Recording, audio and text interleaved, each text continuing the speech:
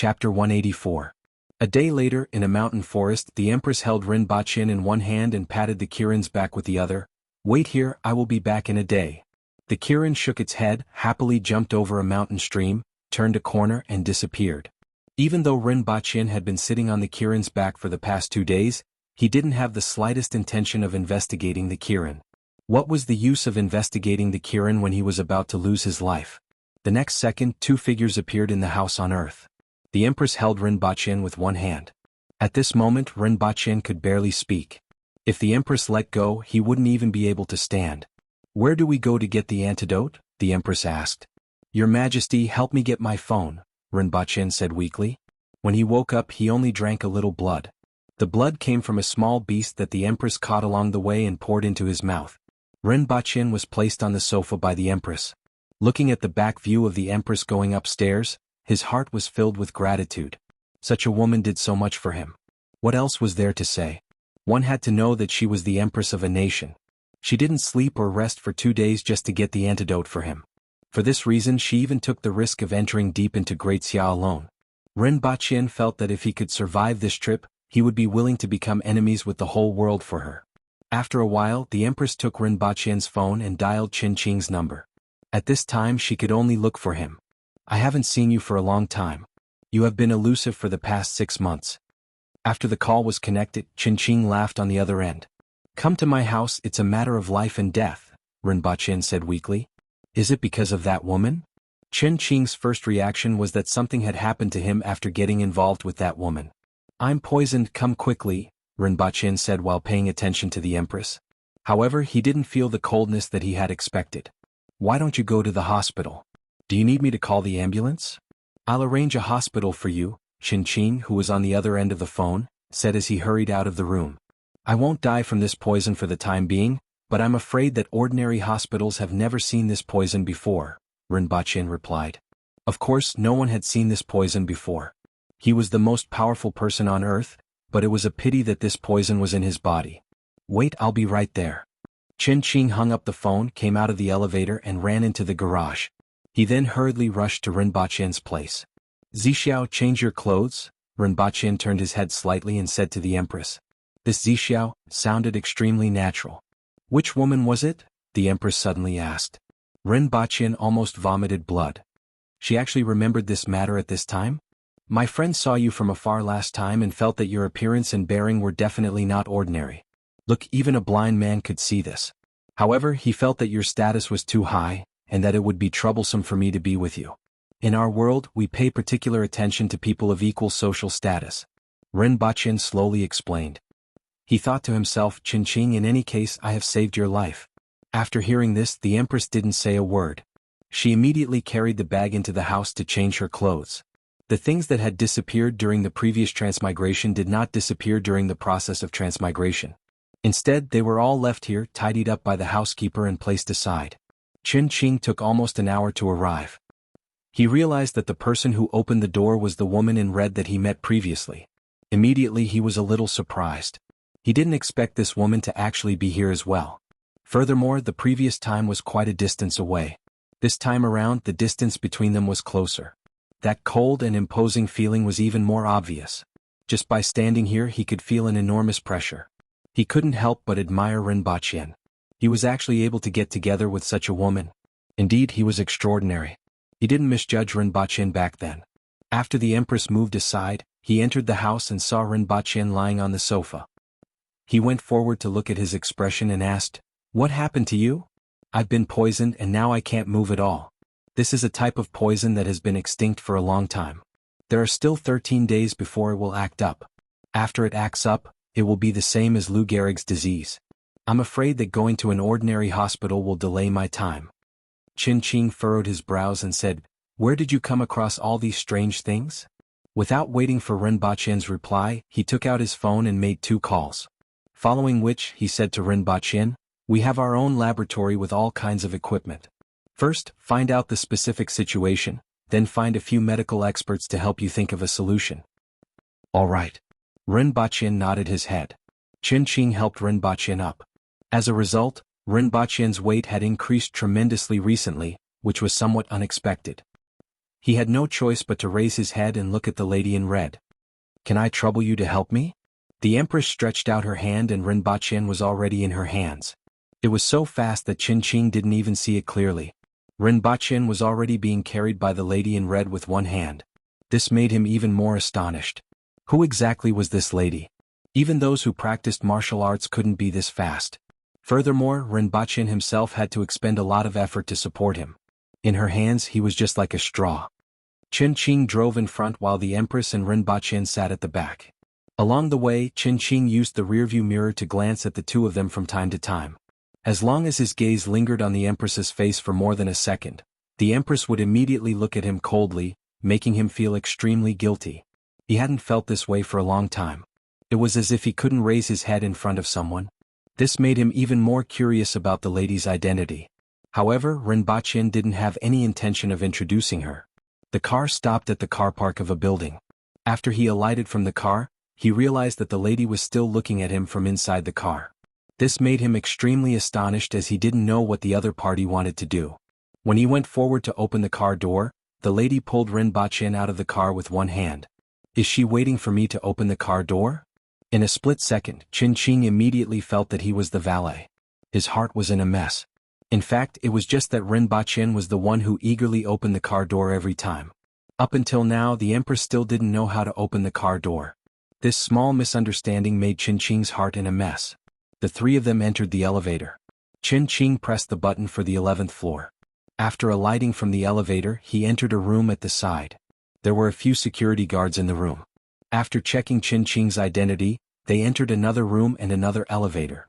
There were only two buttons in the elevator, the 11th floor and the 23rd floor. When they came out of the elevator, it was the same room as the one on the 11th floor with a few security guards. From this, it could be seen how tight this laboratory was. Even though it had just been established not long ago and was located in a commercial building in the city center, Qin's father had put a lot of effort into this laboratory. After all, the influence of the black mud cream was too great. After exiting from this room, there was a room with glass partitions. Many people wearing white coats were busy working. With a rough glance, there were at least a dozen of them. "Wait here for a while, I will look for the person in charge," Qin said to Rinpoche. Then he hurriedly went inside. After a while he came back with a lady. Rinpoche had met the lady at Qin's father's place previously. Her name was Sushan. "Let's draw blood first and see what kind of poison it is," Sushan said as she walked. Previously, Qin had told her about it. Otherwise, she would have suggested to go to the hospital. Following which, Sushan's gaze swept across the Empress's face. Her eyes were filled with amazement. Even though she was a woman, she couldn't feel even the slightest bit of jealousy when she saw the Empress. First, the Empress had her blood drawn, lumbar puncture and a series of tests. More than an hour later, in an office, Sushan frowned as she looked at the report. "According to what you said, I thought it was metal aluminum poisoning. However, it's completely different. This poison isn't the usual kind of protein or organic substances like plant toxins, fungal toxins, or bacterial toxins. Instead, it's something very strange. This poison is alive and very strange." As Sushan spoke, she projected a few photos. Rinpoche used all his strength to lift his head and look at the photos. All he saw were many small dots. After Sushan zoomed in on one of the photos, he could see that there were many round dots and something that looked like tiny bugs. This isn't a bacterium. From its structure, it looks like a type of bug. It's very small and is only the size of 5 red blood cells. However, this size is already their entire body. They will devour the white blood cells in your blood and then ovulate.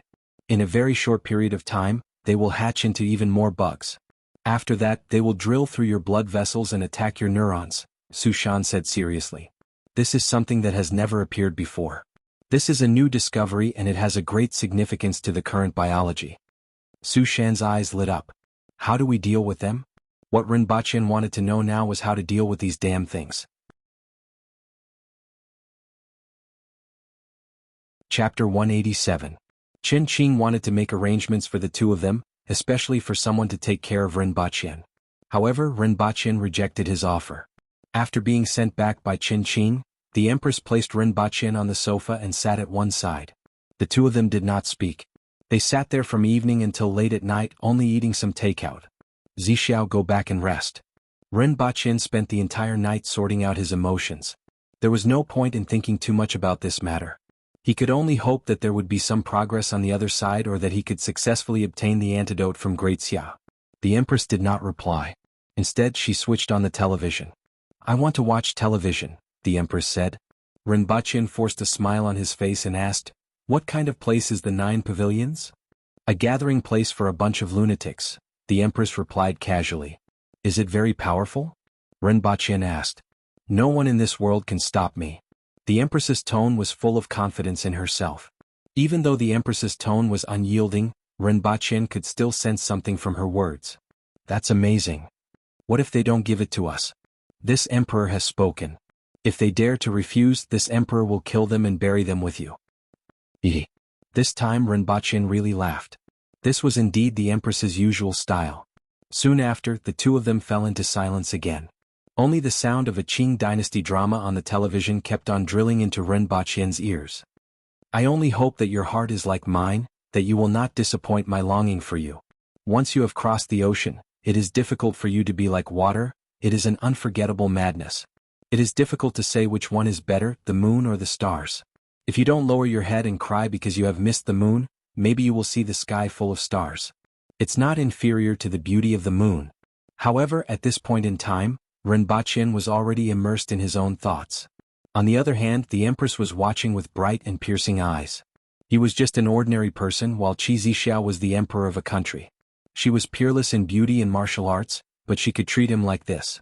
She brought him to the enemy's territory without rest for several days, facing a strong opponent and obtaining the antidote for him. Why did she do it? Was it because of all the lies he had said before? Or his value to Deo? Or was it the last one, the love she had for him? Just like by Jingjing and Joker? This was the first and third point. The first was the cause and the third was the effect. He was not blind, nor was he a fool. He could completely feel it. The second point wasn't important anymore. Just for the friendship that only existed in novels and movies, what was there to hesitate about? Was there anything he couldn't do? Chapter 188. Late at night the next day, a man and a woman appeared at Istanbul airport. The man was carrying a bag while the woman was wearing a red dress. The woman's hand was still on the man's back, and they looked like any other traveling couple. However, upon closer inspection, the man's body was completely limp and powerless. His legs were barely moving, and his toes were about 1 centimeter off the ground. He only looked like he was walking because the woman was holding him with one hand. Naturally, it was Rinpoche and the Empress who appeared here. They didn't leave after alighting the plane. Instead, they waited for a night and took a plane to Gaziantep the next morning. This was the closest Turkish city to the area occupied by that organization. After arriving at Gaziantep, they first ate some local specialties. Naturally, it was the Empress who ate. From time to time, she would feed Rinpoche a plate of food. Even though she wasn't as gentle as an ordinary woman, this kind of treatment made Rinpoche want nothing more. After eating, they bought some things from a nearby shop. Thanks to the voice translation software, Rinpoche and the Empress, who only knew basic English, didn't find it difficult to move in this unfamiliar place. After bringing food and water, the Empress held Rinpoche's hand and chose a direction. After leaving the city, they arrived at a hidden place and began to move quickly. At this moment, the Empress was even faster than the Kirin while carrying a person. Rinpoche only felt a strong gust of wind rushing into his mouth, making him unable to open his eyes. He felt that if a rope was tied to his body he could fly like a kite. Of course, it was more likely that he would be dragged like a dead dog. After advancing at high speed for half an hour, they could already see a row of iron nets ahead. The Empress tapped her feet and directly leaped over. In the distance, a soldier inadvertently looked over and immediately rubbed his eyes in disbelief. When he opened his eyes again, that red shadow had already disappeared. "Jiansu, what are you doing?" Another soldier looked in the direction he was looking at. "Nothing, maybe my eyes were playing tricks on me just now," the soldier called Jiansu said suspiciously. After another 10 minutes, the two of them, who had already left the border, stopped behind a mound of earth. The Empress took out her phone and pressed a few buttons, following which she brought up the GPS map. This was what Rinpoche taught her before they set off. Thanks to the current media, the area occupied by that organization could be found on the news. The organization controlled the central, eastern, and northern parts of the country. Every year, many young people from other countries would sneak into the organization from this direction after being brainwashed. After ascertaining the direction, the Empress carried Rinpoche and moved forward again. After more than an hour, Both of them had already entered the territory controlled by that organization. They could already vaguely see the city in the distance. Suddenly the Empress carried Rinpoche and hid behind a huge rock. A moment later, a few vehicles passed by on the dirt road not far in front of the two of them. There was a pickup truck in front and behind them with machine guns mounted on them. There were 5 or 6 people in camouflage uniforms, bulletproof vests, and hoods sitting in the trucks. In the middle there was a truck with many people on it. Rinpoche, who was being carried by the Empress, looked at the cars from afar and knew that they were indeed within the range of the target. Calculating the time, it was about time for the two of them to return to that world. After all, time was tight. It was best not to waste too much time this time. What's more, even if he managed to get some information now, if he couldn't retrieve it in time, it would take a long time for him to return, and he would have to search for more information again. The next time he came back he would have at least 2.5 days, and it could even be extended depending on the situation. Furthermore, Rinpoche still had some hope for the laboratory. The next time he came back would be 5 days later in that world, which was 15 days on Earth. With such a long time, what if the laboratory had found a cure? Even though the probability wasn't high, there was always a chance. If that was the case, he wouldn't have to take the risk. At the thought of this, Rinpoche said, "Zixiao, let's go back first and come back next time." The Empress nodded and said, "Okay." Following the Empress's nod, the two of them disappeared into thin air in their attire and appeared at the place where they had left previously. The Kirin was lying on the ground with its belly facing the sky. It kept rubbing its back against the ground as if it was itching. The Kirin was taken aback by the sudden appearance of the two of them. Following which, it turned over, whimpered, and trotted to the side of the Empress. The Empress patted its head twice, leaped onto its back and said, "Let's go." A few days later, within the borders of Great Xia, the mountains and forests were filled with fiery red leaves. From time to time, they drifted down with the autumn wind, forming a thick layer of leaves on the ground. Rinpoche was leaning on the Kirin's back. The Kirin had nothing better to do and was biting its claws or maybe its nails. This Kirin was called Chishui. It was said that the first emperor found it beside a lake called Chishui and gave it this name. It had been in the palace of Dayo for 50 years. Even though its bloodline wasn't pure, its lifespan was far longer than that of an ordinary creature. It was said that it had at least 500 years of lifespan. At present it could only be considered as an adult. But this is a Kirin, not a cabbage. It can't just appear out of nowhere, right? Why aren't you walking? Wait, something isn't right. The eyes of the man called Cheng Wu lit up. What's wrong? There was something wrong with that person just now. His aura was too weak and his posture was a little awkward. Cheng Wu recalled the man he saw just now and said, "What do you mean?" Chapter 189. That man may be seriously injured and unable to move. So what? The other man asked casually. Even if that man was seriously injured, what could the two of them do? Cheng Wu was a skinny man of about 30 years old. The lines on his face looked like they were chiseled by knives and axes. At this moment he was hesitating. "Let's go back and take a look." After hesitating, Cheng Wu made up his mind. Upon hearing this, the man looked at Cheng Wu's expression and cried out, "Are you crazy?" Previously, Cheng Wu had pulled him away and now he wanted to go back. Combined with what he said about that man not being able to move, it wasn't hard to imagine what he was up to. Cheng Wu's eyes flickered. "I'm just going back to take a look. If that man is really seriously injured, then only the Kirin is left. Since he can be associated with the Kirin, he might have some good stuff on him like secret manuals or treasures. Don't you want them?" "You are crazy. There is still a Kirin." The other man was shocked. Cheng Wu had always given people the impression that he was bold but cautious, but no one expected him to be so bold. Didn't that Kirin have no reaction just now? Let's just watch from afar. What if that man is seriously injured and dies? If that's the case, we can just pick him up. That Kirin won't be guarding him forever, right? Cheng Wu voiced out his thoughts. If he recovers, I'm afraid we won't be able to escape. The other man was a little worried. Let's observe the situation first. Furthermore, if he doesn't die, we can use other methods to kill him. That is a Kirin, not a human, and it can't know everything like a human. I have an item with 3 bone-penetrating needles that can penetrate leather from 100 steps away. I'm afraid that even if that man dies, the Kirin won't know what happened," Cheng Wu continued. As he spoke, he took out a cylinder from his bag, waved it in front of the other man and put it back into the bag. "You actually have this thing?" The other man was surprised to see what Cheng Wu took out. One had to know that this cylinder was only sold at the Pavilion of 100 Machines, and it was very expensive. It could fire a total of 3 rounds of bone-penetrating needles, 3 at a time. Could be said to be silent and extremely fast. Even an expert who had just attained the earth wheel level would inevitably be hit by it. Bai Su gave it to me earlier. If she had used it to protect herself, I'm afraid she wouldn't have ended up like that, said Cheng Wu, a haze flashing across his eyes. So, if there's a chance for me to become stronger, I must seize it. Otherwise, how can I avenge Bai Su? Cheng Wu gritted his teeth and said. The other man could understand Cheng Wu's feelings. No matter who it was, if their beloved junior sister was tortured to death, the only thing left in their hearts would be revenge. It wasn't easy for Cheng Wu to endure until now. However, according to what Cheng Wu said, it was somewhat feasible. If that man had died, the Qilin would definitely not have stayed there to guard him. The 2 of them just had to guard that place and prevent others from stealing the peaches. If he just stood guard from afar, it shouldn't be too dangerous. Thinking of this, he also nodded. I'll go with you. But first, don't be rash.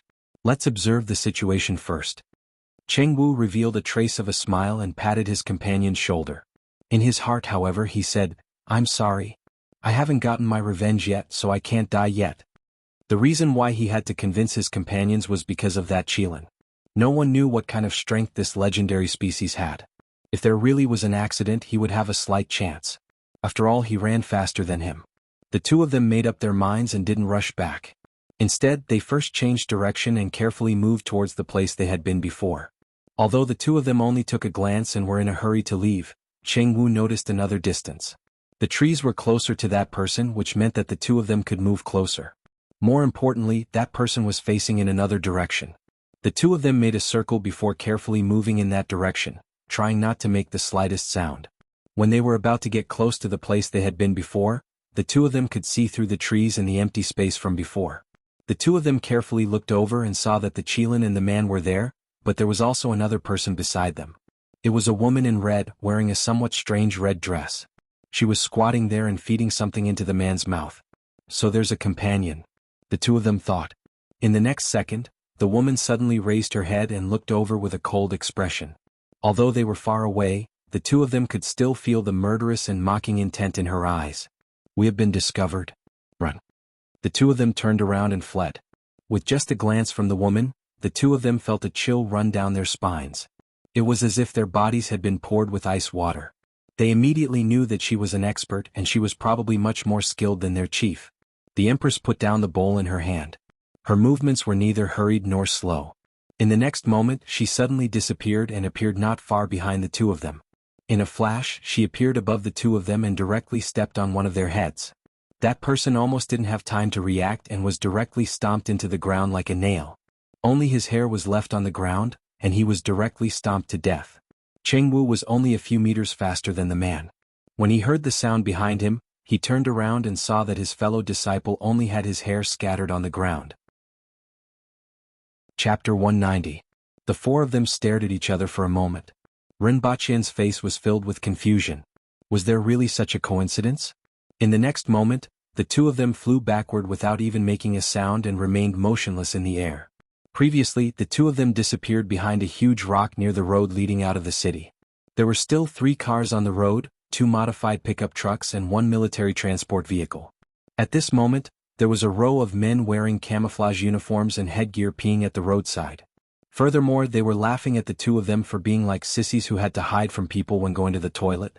In the next moment, they saw the 2 of them flying backward from behind the rock. Everyone was stunned at first, following which someone shouted loudly. Everyone hurriedly pulled up their pants, took out their guns and pointed them at the rock while cursing incessantly. At this moment, the Empress's face was as cold as ice. Actually, she didn't know what the 2 of them were going to do. After all, no one dared to do such a thing in front of her. It was just that the moment she came out, she met the 2 of them. Her mood immediately turned sour and her face was filled with unhappiness. Listening to the clamor outside in a language that she didn't understand, she carried Rinpoche with one hand and turned out of the rock. There were more than 20 people opposite them with their guns aimed at them and shouting in a language that neither of them understood. Perhaps they felt that it was unnecessary. No one went to operate the squad machine gun on the pickup truck. After all, there were only 2 of them. The 2 of them were less than 20 meters away from the roadside. At this moment, both parties could almost see each other's faces. In an instant, the Empress disappeared from her original position. Before anyone could react, she had already appeared above the head of the person in front and stomped down. However, unlike the previous person who was nailed into the ground like a nail, the Empress stomped his entire head into his chest. Using the force of this stomp, she stomped on another person's head as if she was stepping on a human head. In just 2 seconds, a total of 9 people fell to the ground after their bodies became shorter. Their bones were protruding from their backs. Those people only saw a red figure carrying another person and shuttling through the crowd at a speed that they couldn't react to. One by one, the living people fell to the ground with the sound of their bones breaking. Immediately, fear rose in their hearts.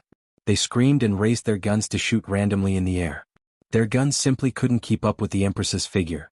But in the next second, the red shadow fell into the crowd like a ghost and kept shuttling back and forth, sending people flying. Close to the two of them was a stretch of single-story houses with broken walls. Many of the buildings were dilapidated and only 1 or 2 walls were still standing. There were bullet holes and traces of explosions everywhere. There were also some buildings in the distance, but they couldn't be seen very clearly. At present, what the two of them saw was a stretch of ruins that was filled with a heavy aura of death. However, they still had to go to the city to find out the specifics. The Empress carried Rinpoche and leaped up and landed on the roof of a house. Occasionally, she would stop on some of the taller buildings and look for the direction to go. At this moment, the two of them realized that there were still many people in the city. Most of them were soldiers who wore camouflage and headgear. There were also a small number of civilians. Some of them wandered on the streets and hurriedly avoided the soldiers when they saw them. There were also a few people who gathered together and shouted in a language that they couldn't understand. There were also some youths who waved their arms fanatically when they saw those soldiers. The two of them stopped on the roof of a nearby building. The Empress said, "What do we do next?" "Catch someone to talk to and come back. I reckon that the thing we want isn't here. Ask them where the most important city is and where the leader is. It's best to find those soldiers who look different from the majority. As far as I know, there are many brainwashed youths who came from other places. They might not be that fanatical and it's easier for them to get the information we want to know," Rinpoche said. "Just leave me here. There shouldn't be any danger." The Empress nodded her head. She placed Rinpoche against the wall and leaped down from the roof. "Nasha, coming here is the right choice." 2 Caucasian girls in military uniforms were smoking in a shady place. "Yes, I like it here. I'm fighting with everyone for a noble goal. It's so much better than the boring days in the past. This place has allowed me to know the meaning of living," the other girl with freckles said with a smile. Both of them were around 20 years old. They gave up their comfortable and peaceful lives and secretly left their homes to come here. It had already been half a year since then and they had already started to get used to life here. Here both of them had found what they wanted. Even if they were to die in battle here, it would be for the sake of a noble goal. Therefore they weren't afraid of death. At this moment, a person appeared in front of them. It was a stunning lady wearing a red dress. She didn't look like someone who should be here at all. Instead, she looked like someone who should appear on television or at banquets. However, the two of them weren't concerned about this. Instead, they were concerned about how this person appeared. No matter who it was, they would be shocked when someone suddenly appeared in front of them out of thin air. Their heartbeat would accelerate. It was the same for the two of them.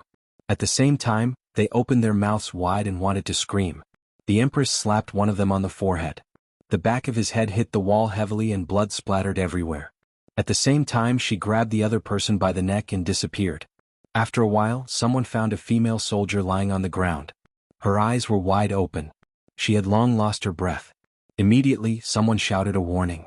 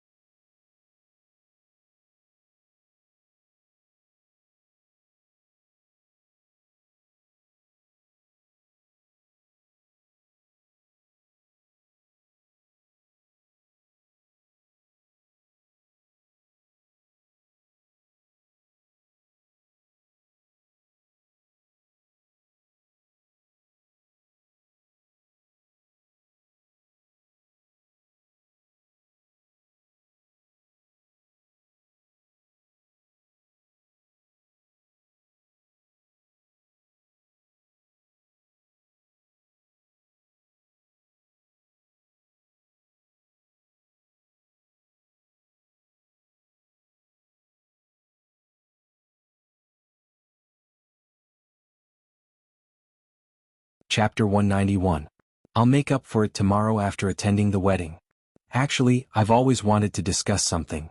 What if I don't update for a day and then release it at noon the next day? Chapter 192. Nasha used to think that she had lofty ideals. In order to protect absolute justice, she came here from her hometown and was prepared. However, at this moment she was trembling. It wasn't only because of the pain in her left arm, but also because of the fear in her heart. At this moment there were two people in front of her. One was a man leaning against the corner of the wall, and the other was the woman who looked stunning at first glance. After being brought here in an unimaginable way and having one of her arms broken, her heart was filled with fear. If they were soldiers from the government, she probably wouldn't be like this. However, that woman in red was actually able to carry her and leap 7 to 8 meters high. Her speed was as fast as lightning. This made her extremely afraid. She wasn't human at all. She was a devil in human skin. Rinpoche had a kind smile on his face and said in a gentle voice, "Be good and tell us what we want to know. Then you won't have to suffer like this anymore. What we want to know is very simple. Even if you don't say it, others will say it. Why must you stubbornly make things difficult for yourself?" The voice translation software on the Empress's phone translated Rinpoche's words. Fortunately, he brought a solar charger with him the last time he set off. When he was in the other world, he hung the charger outside his backpack so that he could charge his phone. Nasha understood the man's words. After hesitating for 10 seconds, she felt a sharp pain in her right arm. The pain of her broken bones made her see black. Then that hand moved to her neck. "If you don't say it, we can only look for the next person. This isn't difficult for us. There will always be someone who will say it." Rinpoche continued to speak gently. Nasha's heart was filled with fear. She cried hysterically, "What do you want to ask? I will tell you everything. Let me go, please let me go." No matter what, she was only a young woman in her 20s. Even though she came here with good intentions and had undergone preliminary training, she was still a young woman who hadn't experienced much. "Okay, that's good. Speak slowly," Rinpoche said softly. Following which, he got to know some of the things he wanted to know during the question and answer session.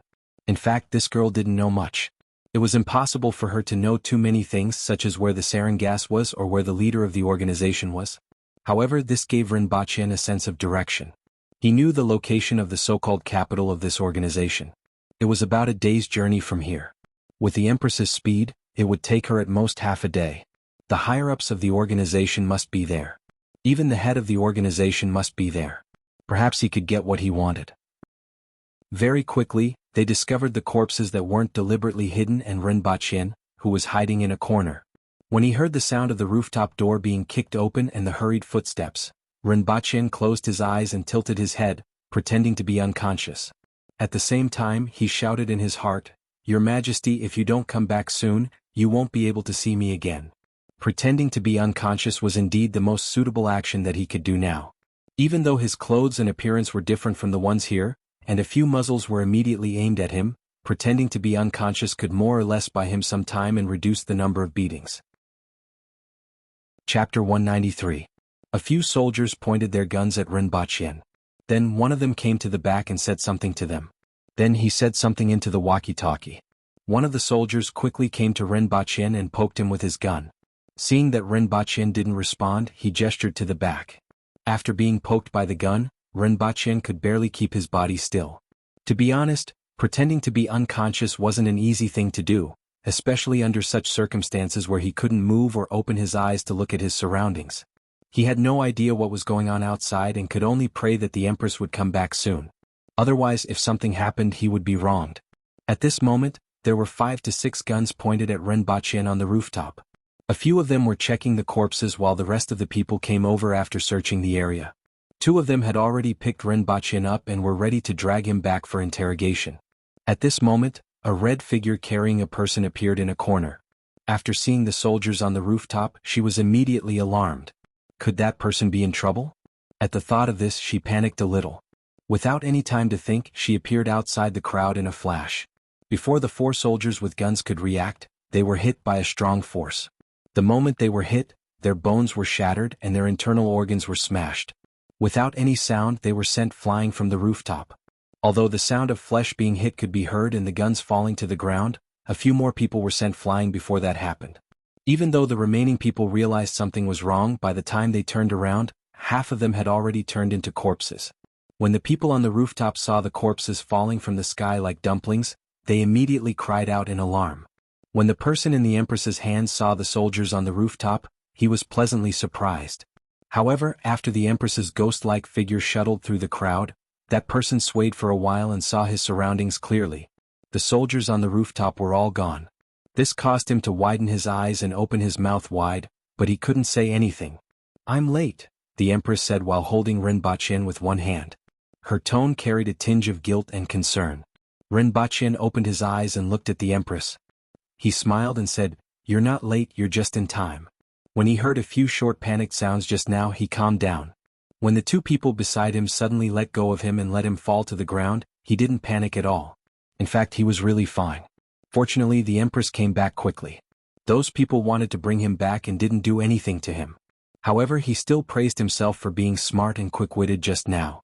"Let's change places, we've been discovered," Rinpoche said. After Rinpoche said this, the Empress carried Rinpoche and the man she caught and left quickly. Within a short period of time, they arrived at a secluded corner at the edge of the city. The Empress put Rinpoche down. The person she was strangling with her other hand had almost stopped breathing. After she released her hand, he lay on the ground and kept coughing.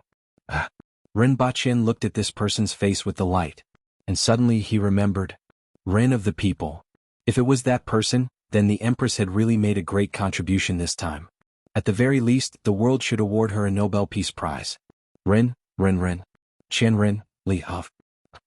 Rinpoche used his finger that could still move to search on the screen. Very quickly, a picture of a person giving a speech appeared. Rinpoche laughed when he saw the bearded man in a black robe, black hat, and black beard gasping for breath on the ground. He didn't know what to say. Was it the will of the heavens or was he just too lucky? Inexplicably, he thought of the saying that fortune and misfortune depend on each other. "How did you catch him?" Rinpoche smiled and looked at the Empress. His voice was cheerful. "I saw a lot of people surrounding him as he walked out of a house. If I could move at this moment, I would definitely give you a thumbs up." "You did a great job," Rinpoche said happily. When the Empress heard his praise, she didn't express any opinion but felt a little happy in her heart. "BGD, right?"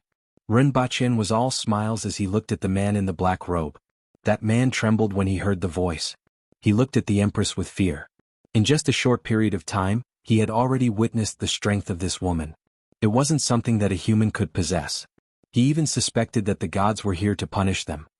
"Who are you?" BGD forced himself to calm down and asked in English. However, he was barely able to calm down. After hearing his question, Rinpoche asked the Empress to turn on the voice translation and said, "You don't need to know who we are. We only want one thing, sarin gas. Do you have it? What do you want? It has nothing to do with you. Let's go after we get the sarin gas and the antidote. Otherwise you will die. That thing is of no value to you if you don't use it. Furthermore, you can get it from other sources. I think it's not as important as your life. Also, I can assure you that I won't use that thing on you," Rinpoche added after thinking for a while. "I don't know who you are, how can I trust you?" BGD's eyes were filled with doubt. After saying a few words, he calmed down a lot. As long as they could talk, there would be a chance. After all, as the leader of such an organization, he wasn't someone who would be easily frightened. "Even though it's very old-fashioned, I have to say that you have no choice. No one can stop her. After killing you, we can continue our search. If you die because of this, it won't be of any value. Furthermore, I'm afraid that your ideals will be dragged into an internal power struggle because of your death. You should know this better than me." Rinpoche threatened and tempted. He believed that the sarin gas wasn't as important as his life to BGD. Given BGD's status, he wouldn't care where the sarin gas ended up. "I can promise you, but you have to promise me that you won't hurt me." Just like what Rinpoche thought, BGD didn't care about the sarin gas at all. "Deal. So, where do you keep the sarin gas?" Rinpoche laughed. "It's in the underground base. It's very dangerous, you can follow me to get it." BGD's eyes flickered. Rinpoche looked at him and said word by word, "I think you are lying to us. Perhaps you should know what kind of treatment you will receive if you don't behave." In the next second, BGD hugged his leg and screamed in pain. His calf was broken from the stomp. "This time, I'm just reminding you not to do anything stupid. You have to remember that you have thousands of lives under your command. It's not worth it if you lose your life for something as insignificant as sarin gas. I know what I should do. You don't have to do this, I'm not lying to you." BGD's face was full of pain and he was sweating profusely. I just don't want you to do anything stupid. You have to know that you can continue to be your leader after we leave. Otherwise you will become a corpse, Rinpoche repeated. Actually, he wasn't as confident as he appeared. After all, BGD was a person who had thousands of soldiers under his command and controlled the lives of many people. He didn't understand BGD and had no experience in dealing with him. He could only bare his fangs to scare BGD and make him behave. After that, the Empress carried BGD in his backpack and left. Rinpoche was still hiding in a corner and waiting quietly. There were many vehicles and people shouting around him. It seemed like a large number of troops were searching for something in the city. He knew that this was an inevitable reaction after BGD went missing. His current location should be relatively safe and they wouldn't be able to find him in a short period of time. Half an hour later, the Empress suddenly landed on top of him. The backpack in her hand was already bulging and it was filled with items. In her other hand, she was carrying a black cloth bag that looked like the BGD's robe that she had tied up. Is this it? The Empress asked as she took out a black bottle that was the size of a can.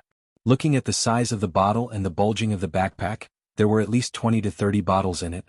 The black cloth bag also contained about the same amount of bottles. Try it and you will know, Rinpoche said. He felt that he was becoming more and more indifferent and didn't care about human lives anymore. Although it couldn't be seen anymore, there was still some dust on her body. Rinpoche laughed after seeing her actions, which made her somewhat annoyed. After I recover, I will go buy a dress with you, Rinpoche continued to speak gently. Unlike when he was talking to Nasha, Rinpoche wasn't gentle on the surface but cold on the inside, which made the Empress dislike him. Instead, he was full of sincerity and intimacy. All right, the Empress replied without raising her head. 2.5 days later, the two of them directly returned to the other world. At this moment, there were still 3 days left before the 15th day. When the two of them were only an hour away from the 9 pavilions, the Empress stopped Qi Shui at the top of a mountain. She placed Rinpoche aside and went into the forest in a flash. After a while, she returned to her white inner garment and red muslin skirt. With her status, she couldn't possibly let others look down on her dirty appearance. Wait for me here, I will be back in a while. The Empress carried the black bag in her hands. She had some understanding of the might of this thing and this bag should be enough. I actually want to see what kind of expression those people will have when they see you. I want to see the heroic bearing of a top-notch expert. I believe that will definitely be the most moving scene in this world, a scene that will be engraved in my heart for the rest of my life. However, I still won't be a burden to you now, Rinpoche said with a smile. A faint smile appeared on the Empress's face. It was very faint but very beautiful. It was a scene that not many people in this world could see. I will be back in a while. Qi Shui, protect him. If you really can't do it, it is still your own safety that is more important. Don't be too stubborn. You are much more important than me, maybe even 100 times more important. I don't want to see you get hurt. Rinpoche solemnly said what he had always wanted to say, even though he clearly knew what would await him if that happened. This was the most sincere sentence he had ever said in his entire life. No one can stop me. The Empress looked at him with bright eyes and said. She patted Qi Shui's head, and in a flash she leaped down from the mountain peak. That indomitable figure remained on Rinpoche's retina, deeply imprinted in his mind and occupied everything. The 9 pavilions had already been famous since the founding of Great Xia, and it had been at least 400 years since then. If one were to mention the 9 pavilions, other than their crazy style, there would be many experts. It wasn't far from the truth to say that experts were like carps crossing the river. The 9 pavilions had a great reputation. In the past few hundred years, there were at least 4 people who ranked among the top 10 experts in the world. Just this point alone made people not dare to look down on them.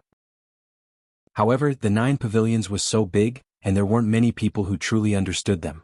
After all, most people didn't like to deal with that bunch of lunatics.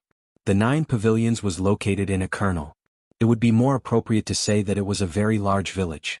The entire village had at least 1,000 households, and they were distributed throughout the kernel. Everything in the village was in good order. The disciples of the 9 pavilions, who were regarded as vicious by outsiders, were like ordinary people in this village, chatting and laughing. In the village there were people who sold meat, fruits, rice, noodles, salt and iron. It was no different from any other village in this world. The only difference was the 9 tall pagodas located at the back of the village, which attracted some people's attention. Many people would subconsciously glance at the pagodas while walking with respectful expressions on their faces. If an outsider were to see this situation, his or her jaw would drop. They really couldn't figure out how this bunch of lunatics who called you brothers a moment ago and then killed your entire family the next moment, could live like ordinary people in this village. It was even more unimaginable that this bunch of 9 pavilions disciples, who were feared everywhere, could actually live like a group of villagers. There were no guards in the 9 pavilions. After all, many of the people here could be considered experts in their own right. There were at least 100 earthwheel experts and countless manwheel experts. If a stone was thrown out, it might even hit an earthwheel expert who looked like an old farmer. No one dared to behave atrociously in such a place, not even the people from the 9 pavilions. However, today there was someone who dared to behave atrociously here. There was a gate archway at the entrance of the village that was about 4 to 5 meters tall. After hundreds of years of wind and rain, this archway was already modeled. On the archway there were 3 big words, 9 pavilions, written with an iron brush and silver hook. The words revealed a trace of saber intent. It was said that these words were left behind by the chief pavilion master who established the 9 pavilions. The words contained his understanding of saber techniques. Therefore, there were often people observing and practicing under this archway. At this moment it was the same. A total of 20 to 30 people were sitting 10 meters away from the archway and looking up. Each of them had a look of concentration on their faces. At this moment, a lady dressed in red carrying a strange backpack suddenly appeared on the archway. She stepped on the archway and overlooked the entire village. Hua Sanlu, come out. Chapter 195. Hua Sanlu, come out. A woman in red stood on top of the archway. Her cold voice reached everyone's ears and everyone looked over in shock. Hua Sanlu was the Grand Pavilion Master of the 9 pavilions. He was also the 5th most powerful expert in the world. Even the royal family of Great Xia treated him with respect and addressed him as Mr. Hua. When had he ever been yelled at like this before? Following which, the crowd erupted. Regardless of whether it was the old farmers walking on the street vendors, the shop owners, or the gorgeously dressed lady boss, all of them rushed out. It was as if countless locusts were leaping up from the streets. One by one they leaped onto the roofs. The scene was spectacular. Following which, they saw a woman in red standing on top of the archway that everyone treasured. Everyone started cursing. Some of them even tore off their peaceful facade and bared their fangs. Who's that? How dare you? Come down and beg for forgiveness. Get lost. A man thrust his sword at the woman in red on top of the archway. That strike was filled with a cold glint. Many people recognized this man. He was at the middle level of the earthwheel level and was considered pretty strong in the 9 pavilions. Most importantly, he was very young. He was only 22 years old and was likely to become a pavilion master in the future. Even though he wouldn't reach the level of Grand Pavilion Master Hua Sanlu, it was entirely possible for him to reach the level of the other pavilion masters. This man's swordsmanship wasn't fancy either. For 15 years since he was 7 years old he only knew one move: thrust. Not only was it fast but it was also ruthless. Even someone at the same level as him wouldn't be able to block his thrust. This woman was an expert. Otherwise, she wouldn't even be able to pass through the crowd outside the archway. However, everyone felt that this woman would be in a sorry state even if she wasn't injured by this strike. Nevertheless, everyone moved closer to her and waited for her to fall before teaching her a lesson. Many people saw the woman's face clearly and were shocked. There was actually such a woman in this world. They had to spare her life later. Clang. Everyone didn't see how the woman made her move. The strike that everyone thought would be extremely difficult to block flew into the air. The man was also sent flying and smashed into a house. This also made many people realize that this person wasn't only an expert, but he was also an absolute expert. Otherwise he wouldn't have been able to block this strike so easily. At this moment, a shout came from the back of the crowd. Who dares to cause trouble here? When he said the first word he was still at the back of the crowd. When he said the last word, there was already another person on the roof not far away from the archway. He was about 40 years old, wearing a green robe and a scholar's headband. There was a 3-foot beard on his chin, and he looked refined and refined. He looked like a scholar from Great Xia. As a matter of fact, he was a scholar in the past. Coincidentally, he entered the 9 pavilions and became one of the pavilion masters. 8th Pavilion Master. Everyone greeted. The 8th Pavilion Lord, Zhang Zijiang, stared at the girl not far away. A look of astonishment flashed in his eyes. Such a graceful girl with such outstanding skills, it was impossible for her to be a nobody. Who are you? Why did you cause trouble in the 9 pavilions? Ask Hua Sanlu to come out. The lady in red merely glanced at him from the corner of her eyes before ignoring him. This attitude showed that she didn't care about Zhang Zijiang at all. Arrogant. Everyone cursed. Zhang Zijiang's face also darkened. When he was young, his family was poor, so he hated being ignored. Those who ignored him in the past, after he became proficient in martial arts, came knocking on his door and killed them all. Among all the pavilion masters in the 9 pavilions, Zhang Zijiang was the most narrow-minded. If you want to meet the great pavilion master, I will have to test your skills first. Before he finished his sentence, he leaped up, and a pair of steel claws appeared in his hands, gleaming with a cold light. Seeing Zhang Zijiang make his move, everyone was relieved. No matter how capable this lady was, she wouldn't be able to win against the 8th pavilion master. Although the 8th pavilion master was only ranked 91st in the world, it also meant that there were only 90 people in the world who could defeat him. How many martial artists were there in the world? Just this fact alone was enough for him to be ranked 91st, was enough for him to be proud of. Although the Empress ignored him, she could tell that he had some skills. If she stood still, the archway would be destroyed, which would create a huge enmity. After all, she was here for the antidote. With a move, the Empress directly went up to meet him. Both parties collided in the air. Before anyone could see clearly, Zhang Zijiang was smashed to the ground like a cannonball. Everyone was stunned and took a deep breath in unison. The 91st in the world actually only had one face-to-face encounter with this lady. Who was this lady? Which woman was so powerful? The 3rd most powerful woman in the world, Li Yuanzhu? Impossible. Although she lived in seclusion, she had the image of a Taoist nun. The 7th most powerful woman in the world, Qi Zixiao? How could the Empress of Deyo be here? The 12th most powerful woman in the world, Sun Mingyang? That woman seemed to be in her 40s. However, it was said that she had a technique to preserve her youthful looks, so it was hard to say. While everyone was in shock and guessing, Zhang Zijiang, who had smashed a hole in the ground, spat out a mouthful of blood and was shocked. Chapter 196. In front of the crowd was a man in a flowery robe. His hair was loose, his face was powdered, and there was even a cinnabar dot between his eyebrows. He was considered handsome, but his body was filled with a gloomy aura. This man was the 9 Pavilions Grand Pavilion Master, Hua Sanlu. He looked like he was in his early 20s, but in fact he was already over 50. There were 8 people standing behind him. They were all different in height, weight, and weight. There was an old man who was getting old, and there was also a young girl who was about 16. These 9 people occupied the top 100 positions in the world. Could also be said that they were notorious. After the 8th Pavilion Master, Zhang Ziliu, mastered martial arts, he killed everyone who looked down on him. The old man in his 70s or 80s was the 4th Pavilion Master, Lu Wu. When he was young, he killed his parents and fed their bodies to the dogs. The woman who looked like a young girl was the 5th Pavilion Master, Shi Qingjiao. She had once gone down the mountain to hide her identity and marry a rich man's son. On the night of the wedding, she killed everyone and left. Initially, some people thought that she did it because of hatred or emotional entanglements. However, she said, "I fell in love with him the moment I saw him. I wished I could stay with him until my hair turned white. However, I suddenly didn't like him anymore, so I killed him." The others also had different kinds of evil deeds. However, they didn't cause much of an impact. The 9 pavilions were powerful, and even if there were people who didn't like them, they couldn't do anything to them. The Pavilion Master is here. Greetings, Pavilion Master. When everyone saw so many rare people gathered here, they were in awe. At this moment, they were sizing up Qi Zixiao, the legendary lady. Qi Zixiao stared at Hua Sanlu. "Oh my, what day is it today for such a distinguished guest to come to my 9 pavilions?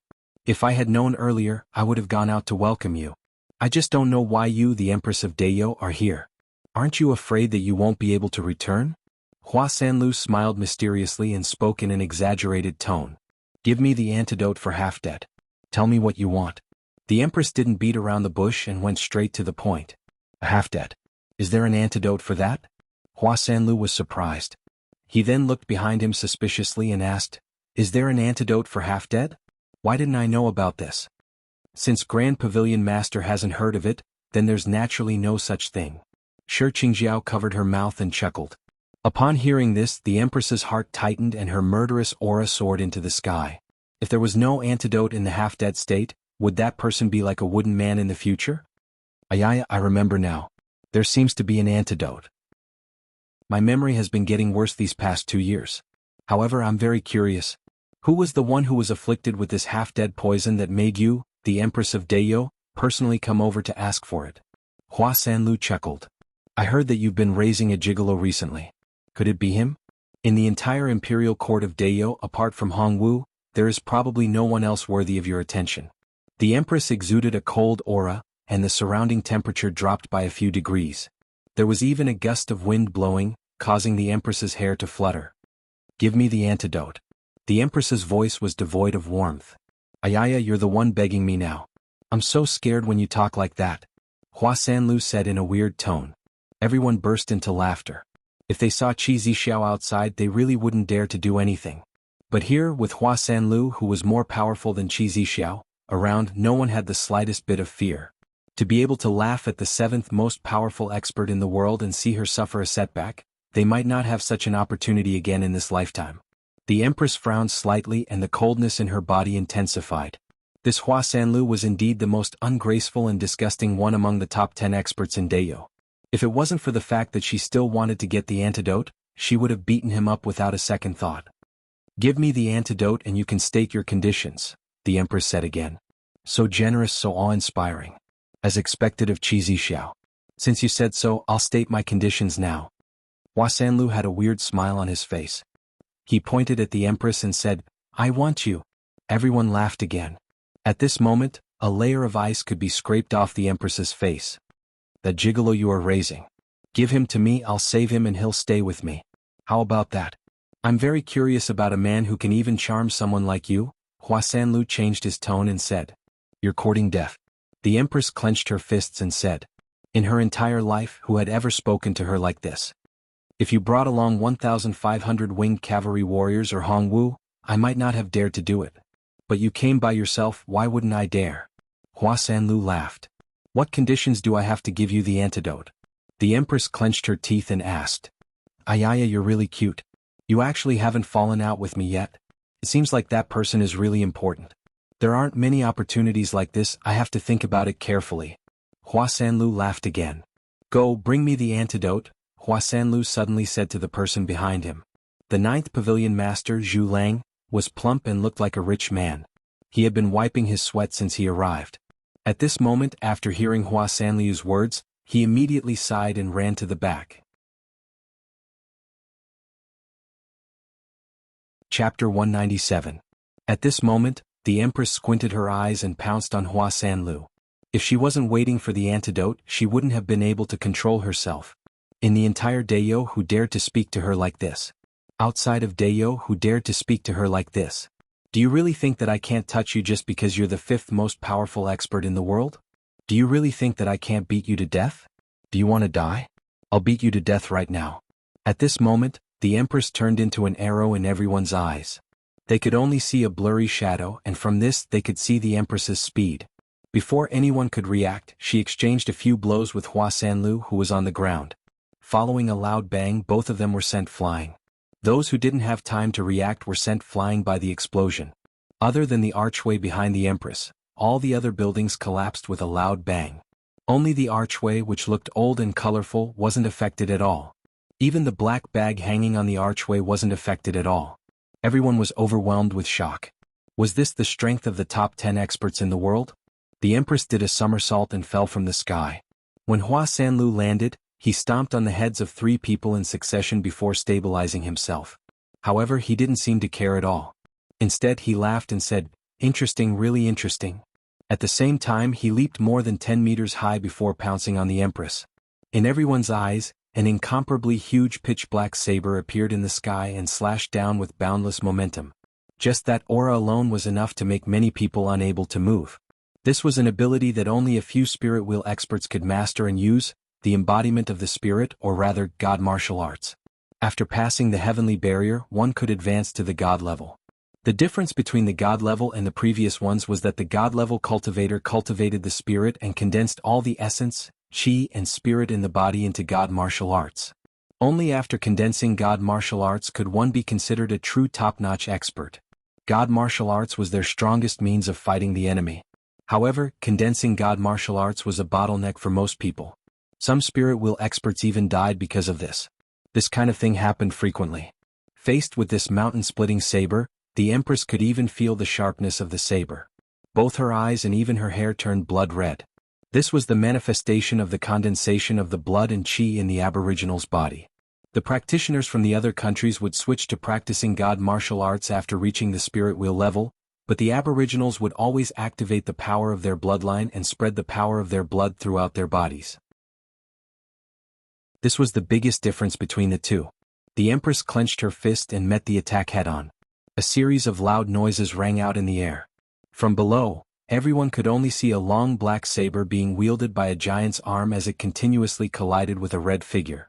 Explosions rang out incessantly, but every time they collided, the red figure would be pushed back a little. To think that the female empress, who was known for her strength, was being suppressed by Hua Sanlu. As the two of them fought, the crowd below could no longer stand still and retreated into the distance.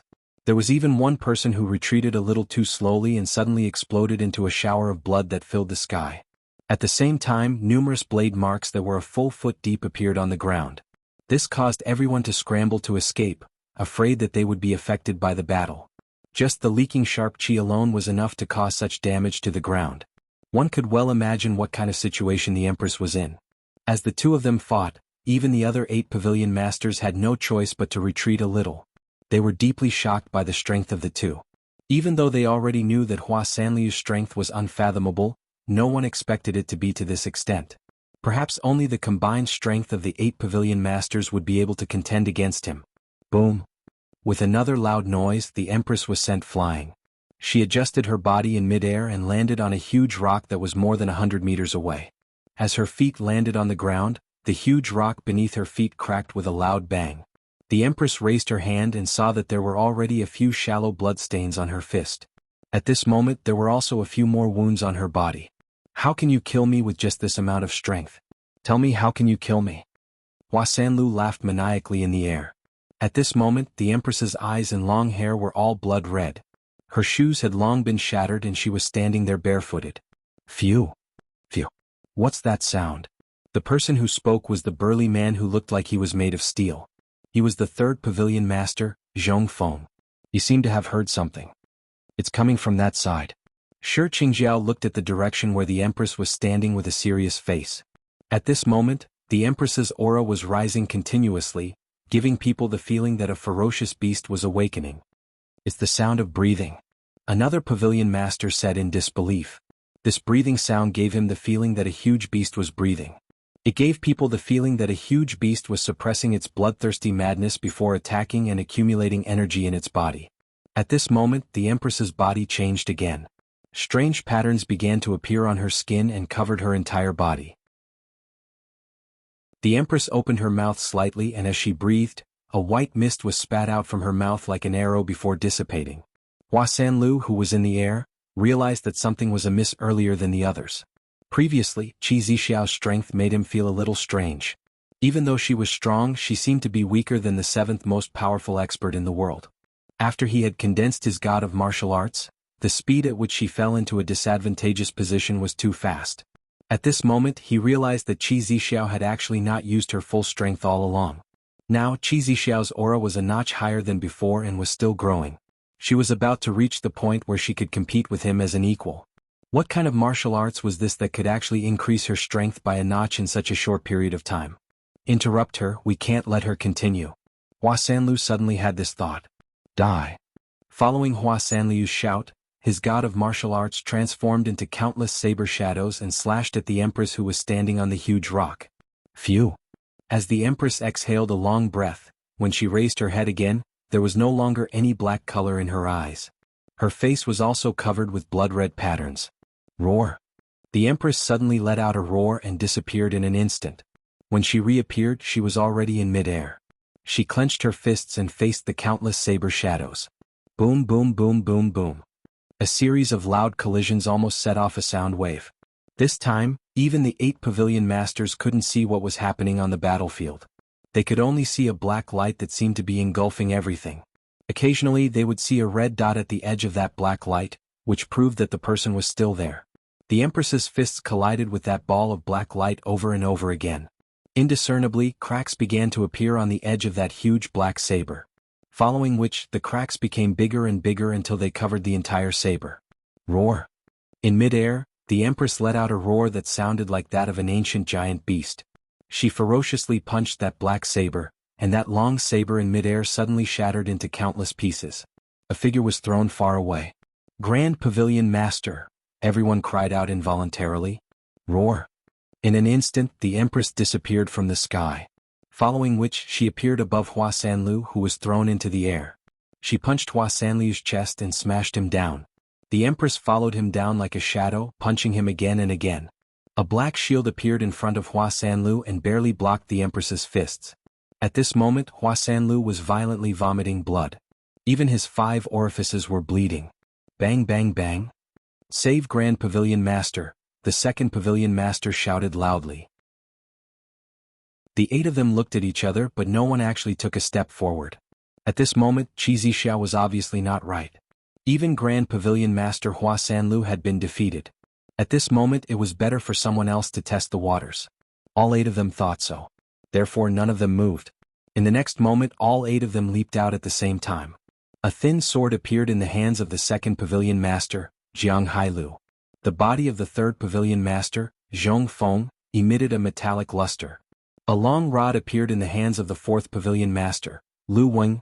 Everyone had already condensed their god skills, but they had yet to reach the stage where they could enlarge and release their god skills like Hua Sanlu. They could only maintain stability when the god skills were formed in their hands. Bang! The Empress turned around in midair and ruthlessly stomped on Hua Sanlu's body. Immediately, a cloud of blood exploded in midair. The 8 people who had just leaped out immediately stopped in their tracks. Everyone's eyeballs were about to pop out. How was this possible? The 5th most powerful expert in the world, Hua Sanlu, was actually beaten up. After the Empress beat up Hua Sanlu, she suddenly lost all her strength and fell to the ground. She barely managed to stabilize her body, and the veins on her body began to gradually disappear. However, her eyes were still suffused with blood. She raised her head and looked at everyone. Give me the antidote. Her voice was still cold. The might that she showed when she beat up Hua Sanlu was really terrifying. However, everyone could hear the frailty in her voice. The martial arts she used just now consumed too much of her energy. She can't hold on any longer. Everyone from the 9 pavilions, kill her. You will be rewarded handsomely, everyone shouted, and their voices spread throughout the entire arena. Kill? Thousands of figures immediately rushed toward the Empress after hearing the order. Chapter 199. Kill her and avenge Grand Pavilion Master. Everyone shouted. The 9 pavilions had always been able to stand tall in the world because every generation's Grand Pavilion Master was ranked among the top 10 experts in the world. Furthermore, the other Pavilion Masters were not to be underestimated. Now that Grand Pavilion Master Hua Sanlu was actually dead, it was imaginable how shocked everyone in the 9 pavilions was. Everyone's eyes were filled with fear and murderous intent. They were afraid of Qi Zixiao's strength, but they were also filled with murderous intent. The 9 pavilions' illustrious reputation was not only earned by the Pavilion Masters, but also by the disciples who were like mad dogs that wanted to bite their opponents even if they died. Furthermore, everyone could see that the Empress's body was unstable. Following the shouts of seriously injured and kill, everyone rushed toward the Empress with bloodshot eyes. Among them, the fastest one wasn't anyone else but the fat, slow-moving 9th Pavilion Master Zhu Lang. He took a deep breath and his entire body became even fatter. Following which, he leaped into the air like a meteorite and smashed toward the Empress with a whistling sound. The Empress raised her head and saw thousands of people rushing toward her. Her eyes were filled with coldness and murderous intent. You guys are courting death. However, the most important thing right now was Zhu Lang, who was smashing toward her like a meteorite. The Empress pinched her fingers and made a series of crisp sounds. Just now, she suddenly displayed astonishing strength and defeated Hua Sanlu, who was ranked above her. However, she paid a hefty price for it. The burst of power just now caused her internal organs to suffer great damage. Now that the power had receded, the feeling of weakness and pain alternated from every part of her body to her brain. Now that her strength had dropped to 30% of her peak, she needed at least a month to recover from the damage she suffered and return to her peak. The pain from every bone and muscle in her body made her movements much slower. Facing Zhu Lang, who was smashing down from the sky, the Empress did not dodge. Instead, she clenched her teeth and threw a punch at him. I am Qi Zixiao, how can I be underestimated by all of you? The Empress thought to herself with a gaze as sharp as a knife. The moment her fist collided with Zhu Lang, the Empress felt Zhu Lang's body go limp. Her fist was directly wrapped in fat, and that fat was still trembling as it absorbed her strength. Bang! After the collision, Zhu Lang was sent flying into the air like a ball. The ground beneath the Empress's feet cracked. The other person, whose entire body was covered in a metallic luster, charged toward the Empress like a raging bull. It was the third pavilion master of the 9 pavilions, Zhong Feng. Both he and Zhu Lang had fused their godly martial arts with their bodies. However, Zhong Feng's entire body seemed to be made of metal and was impervious to blades and swords. On the other hand, Zhu Lang's entire body seemed to be made of cotton that could deflect attacks. When the Empress and Zhong Feng's fists collided, a shockwave erupted from the point of contact. Zhong Feng retreated 5 to 6 steps while the Empress retreated 7 to 8 steps.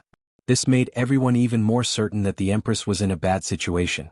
One had to know that if the Empress was at her peak, even if Zhong Feng condensed the power of his divine martial and doubled it, it would still be difficult for him to withstand a punch from Qi Zixiao. But now he had the upper hand. From this, it could be seen that the Empress was in a bad situation. At the same time, Shi Qingjiao appeared behind the Empress like a ghost and stabbed her waist with a pair of daggers. The Empress punched the edge of the daggers with both of her fists, producing a metallic clashing sound. 2 more bloodstains appeared on the Empress's fists. A long rod struck out from the Empress's left side, aiming at all the vital parts of the Empress's body. At the same time, a mass of sword shadows shrouded the Empress from top to bottom. The Empress had no choice but to retreat. At this point in time she was being attacked from all directions. If she was at her peak she wouldn't care about these people. But now that her strength had dropped to 30%, her speed had decreased significantly. The 8 pavilion masters had condensed their heaven-grade weapons and their strength had increased tremendously. For a moment the Empress was at a disadvantage. After receiving a rod strike, the sword shadows that filled the sky caused a few bloody lines to appear on her body. She seized an opportunity to rush out of the encirclement and leap toward the archway. The Empress raised her eyebrows and her heart was filled with murderous intent. If she wasn't willing to use this poison before, she would really be left here if she didn't use it now. Furthermore, she hadn't gotten the antidote yet. She couldn't leave, let alone escape. Qi Zixiao can't hold on any longer and wants to escape? Stop her. Seeing this situation, Jiang Hailu calmed down and a glint of excitement flashed in his eyes. In front of the Empress was a swarm of disciples from the 9 pavilions. She leaped up and wanted to leap over the heads of the crowd. 20 to 30 figures leaped up at the same time, brandishing all kinds of weapons in their hands. In the next moment, those 20 to 30 figures fell like dumplings in a pot. The Empress was also blocked by this and paused for a moment. Once again Shi Qingjiao appeared behind the Empress like a ghost and slashed 27 times consecutively, transforming into a round of sword light. Get lost. The Empress's face was as cold as snow. She turned around and smashed her fist back. Both sides separated upon contact.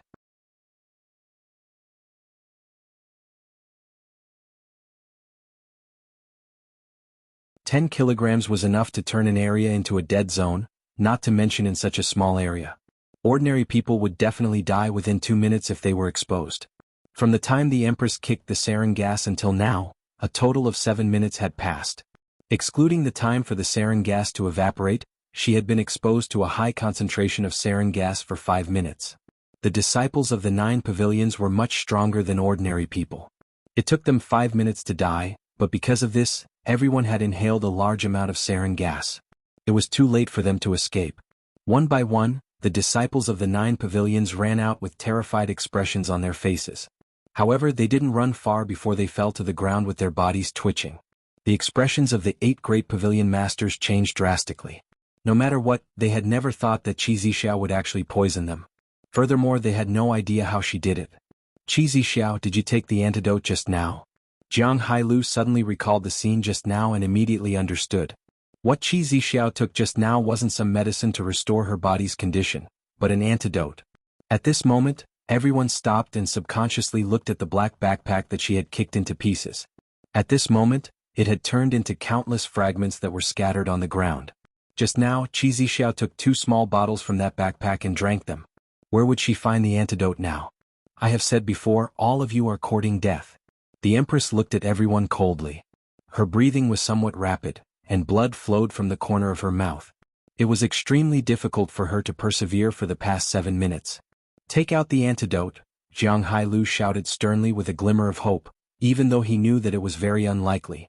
At this moment, it was as if he had been doused with ice water, and his whole body was trembling. The faces of the others were deathly pale. Although they were still fine, it was only because they were stronger than ordinary disciples that they could persevere for a little longer. Antidote? I drank it, the Empress said faintly. This simple sentence made them tremble all over. The antidote you want is with me and I will destroy it before I die. Zhu Lang's face turned ashen. It doesn't matter, I can go in and look for it. There must be more, the Empress said. There shouldn't be many antidotes that need to be stored in such a box. That's right, that antidote was previously stored in a very exquisite box. Presumably, it wasn't specially found by Zhu Lang. There was one more sentence that she didn't say for fear of reminding everyone. Even if the antidote was destroyed, as long as there was a little bit of residue left, it would be enough to compare the smell. Presumably, different antidotes had different ingredients and smells. I will kill you to accompany me in death. Third Pavilion Master Zhong Feng roared and rushed toward the Empress, but she dodged to the side. At this moment she didn't need to persevere anymore. Except for a few ordinary disciples who were far away, all of them were lying on the ground. Although some of them were still twitching, they probably wouldn't be able to live much longer. These few people wouldn't be able to persevere for much longer. Even though they were at the spirit will level, they were only slightly stronger than the others. Furthermore, they had condensed their spirit martial arts and could persevere for a while longer. However, this didn't mean that they were immune to poison. Thousands of people were lying on the ground in a disorderly manner. It was a ghastly sight. The few disciples who had escaped didn't dare to stay and ran far away. No one knew how wide the range of this poison was. Zhu Lang looked like he was crying and laughing at the same time. He crushed the wooden box in his hand, turned around and fled outside. He had a glimmer of hope in his heart that there might be a chance of survival if he left here. Seeing his actions, the others also started to move. 5 of them ran toward the periphery, while the other 4 felt that they couldn't escape death and rushed toward Qi Zixiao. Even if they were to die, they wanted to add 2 more scars to her body. However, Zhu Lang didn't even run 5 meters before he felt that it was getting harder and harder to control his body. Then he fell to the ground. He was the weakest among them and was the first to fall. The sound of Zhu Lang falling to the ground was like a heavy hammer hitting everyone's body. Everyone had a miserable look on their faces. Behind him was Zhang Zijiang, who was about to jump over the roof, but he fell head first. The Empress calmly dodged the attacks of the last 4 people and watched as they fell one by one. You can't leave Great Xia. Jiang Heiliu's eyes were filled with viciousness. After he finished speaking, he fell a few steps away from the Empress. The Empress stood there indifferently. Other than 3 to 5 people who had escaped, the rest of the people in the 9 pavilions had fallen in this kernel. She knew that she had to hurry. She understood a little about the sarin gas from the other world. With such a high concentration, it would be very dangerous even if she took the antidote. It was just that the physical condition of the aboriginals was much better than that of the spirit will experts in Great Xia. In terms of physical strength, even 5 Hua Sanlius couldn't compare to her. Coupled with the antidote, it didn't have much of an effect on her. However, if she continued to stay here, it would be hard to say. In a flash, she came to Zhu Lang's side. He was holding some of the remaining dregs in his hands. After collecting them, the Empress plunged into those few pagodas to search. After a while, she left with a few boxes.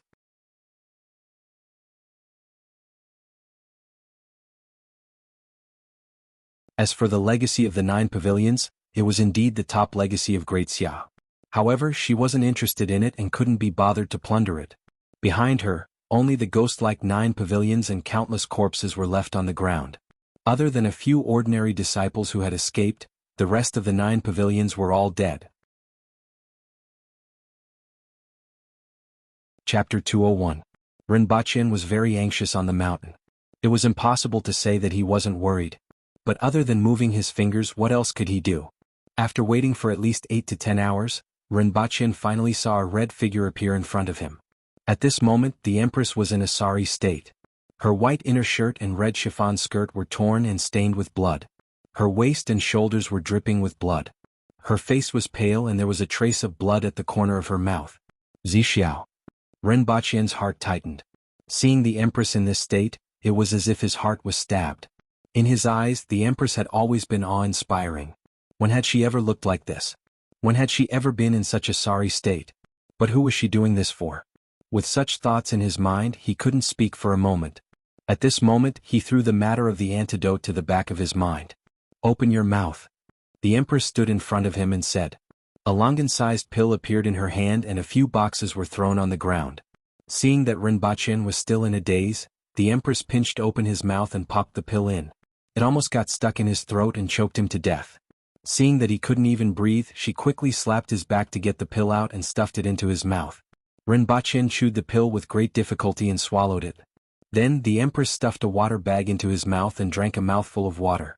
Rinpoche didn't have any complaints about almost choking to death. The Empress had always been like this. This small matter couldn't be compared to what she had done in the past. "Are your injuries serious?" Rinpoche finally asked this question. "I can only use 30% of my strength for 1 month. But even with 30% of my strength, no one can stop me." The Empress was always full of confidence. "But I'm hungry." The Empress's tone changed. The battle just now caused a lot of damage to her body. At the same time she felt a strong sense of hunger. The Aboriginals needed to rely on large amounts of food or medicinal herbs to replenish their qi and blood. Rinpoche moved his fingers but still couldn't move. The Empress looked at him and said, "It will take a while for the antidote to take effect. I will go and find some food."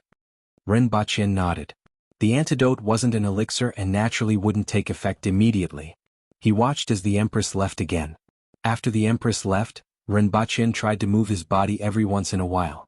However, he couldn't move at all. Just when he was doubting whether the medicine that the Empress brought back with her injuries was effective, he felt his shoulder twisting a little. Rinpoche's face immediately revealed an ecstatic expression. Although it was just a slight movement of his shoulder, he had not been able to move at all for the past 10 days. However, when they walked to the mountain pass, everyone's facial expression immediately changed. From here they could see countless corpses lying on the ground. Almost all the buildings near the gate of the 9 pavilions had collapsed. What happened here? Everyone was shocked. Someone launched a large-scale attack on the 9 pavilions? How was this possible? Who was so daring? More importantly, the 9 pavilions was like a ghost town at this moment. There wasn't the slightest movement inside. The last time they came here there were many disciples and livestock. But now there wasn't even a bug in sight. Everyone stood at the mountain pass and didn't know whether to advance or retreat. They wanted to go forward and check, but they were afraid that there were enemies inside. After waiting for more than an hour, there was still no sound inside. At this time, everyone mustered up their courage and went down. The more the leader in the embroidered robe walked in, the more shocked he was because the corpses lying on the ground were all disciples of the 9 pavilions. Very quickly, everyone realized that these people were all poisoned to death. The 9 pavilions were famous for their use of poison. How could there be a poison expert in this world who could actually poison the people of the 9 pavilions to death? What about Hua Sanlo? What about the other 8 pavilion masters? Even if ordinary disciples were poisoned to death, these few people couldn't possibly be poisoned to death, right? When he saw half a corpse, his whole body instantly froze. This corpse only had a head above the chest. He had seen this face before. It was Hua Sanlu, the 5th most powerful expert in the world, Hua Sanlu. Previously he had only seen him twice from afar. At that time he was so powerful. Now he actually died here? Since Hua Sanlu died here, could it be that the other pavilion masters were also dead? Otherwise, why wasn't there anyone cleaning up here? Suddenly a thought emerged in his mind. This thought terrified him. If this news were to spread, the whole world would probably be shaken. The 9 pavilions had actually been destroyed. Soon after, another thought emerged in his mind. Since the 9 pavilions had been destroyed, were the resources and secret manuals that the 9 pavilions had accumulated over the past few hundred years still around? When he thought of this, he suddenly felt a burning passion in his heart. He raised his head and looked at the 9 pavilions with a burning gaze. However, when he walked to the entrance of the village, a person beside him suddenly fell to the ground, followed by a second and a third person. This made him suddenly think of something. Was there still poison here? When he hurriedly tried to leave, he didn't run far before he fell to the ground. Yes, even though a day had passed, the sarin gas still lingered in the air here. Furthermore, it was attached to those corpses. When they checked and flipped over the corpses just now, they naturally came into contact with some. Only a few people who were guarding the mountain pass were spared. A few of them rushed in and carried the man away, but he was already foaming at the mouth and dead. When the rest of the people saw this, they hurriedly ran out of the mountain. As they left, the news of the 9 pavilions being destroyed spread. In just 2 days, countless people gathered outside the mountain. The two disciples who originally ran away wanted to come back in 2 days to take a look and bring away those ancient manuals. Therefore they hesitated and did not spread the news of Qi Zixiao's arrival in Great Xia. It was just that they did not dare to go near for a while and were discovered by these people. It was only now that the others learned from the two disciples that Deyo's empress, Qi Zixiao, personally came to the 9 pavilions, beat up Hua Sanlu, and used an unknown poison to kill the 8 pavilion masters and all the disciples of the 9 pavilions. Everyone was shocked. Subsequently, the whole world was shocked. Countless pigeons spread this news throughout the entire Great Xia in just 2 days, and then to the rest of the world. Countless people spread this news by word of mouth. Countless people were shocked by the fact that the 9 pavilions had been destroyed, and even more people guessed Qi Zixiao's strength. After all, she could beat up Hua Sanlu, which meant that she was ranked 5th in the world now. There were even more people guessing what poison Qi Zixiao used to kill thousands of people in the 9 pavilions, including the 8 pavilion masters, in such a short period of time. No one knew that the Empress of Deyo, Qi Zixiao, who was originally ranked 7th in the world, was actually an expert in using poison. Her identity, the strength that she had displayed, and the methods that she had displayed, all of them had shocked the world. At the same time, the troops at the border were getting ready, and countless experts were dispatched. No matter what, they had to make Qi Zixiao stay and not let her return to Deyo.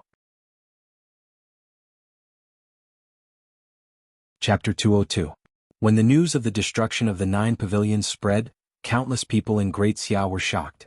On Earth, in Istanbul, a man and a woman were shuttling through the streets and alleys of this famous tourist city like an ordinary couple. Every day there were countless such couples coming to this city from all over the world.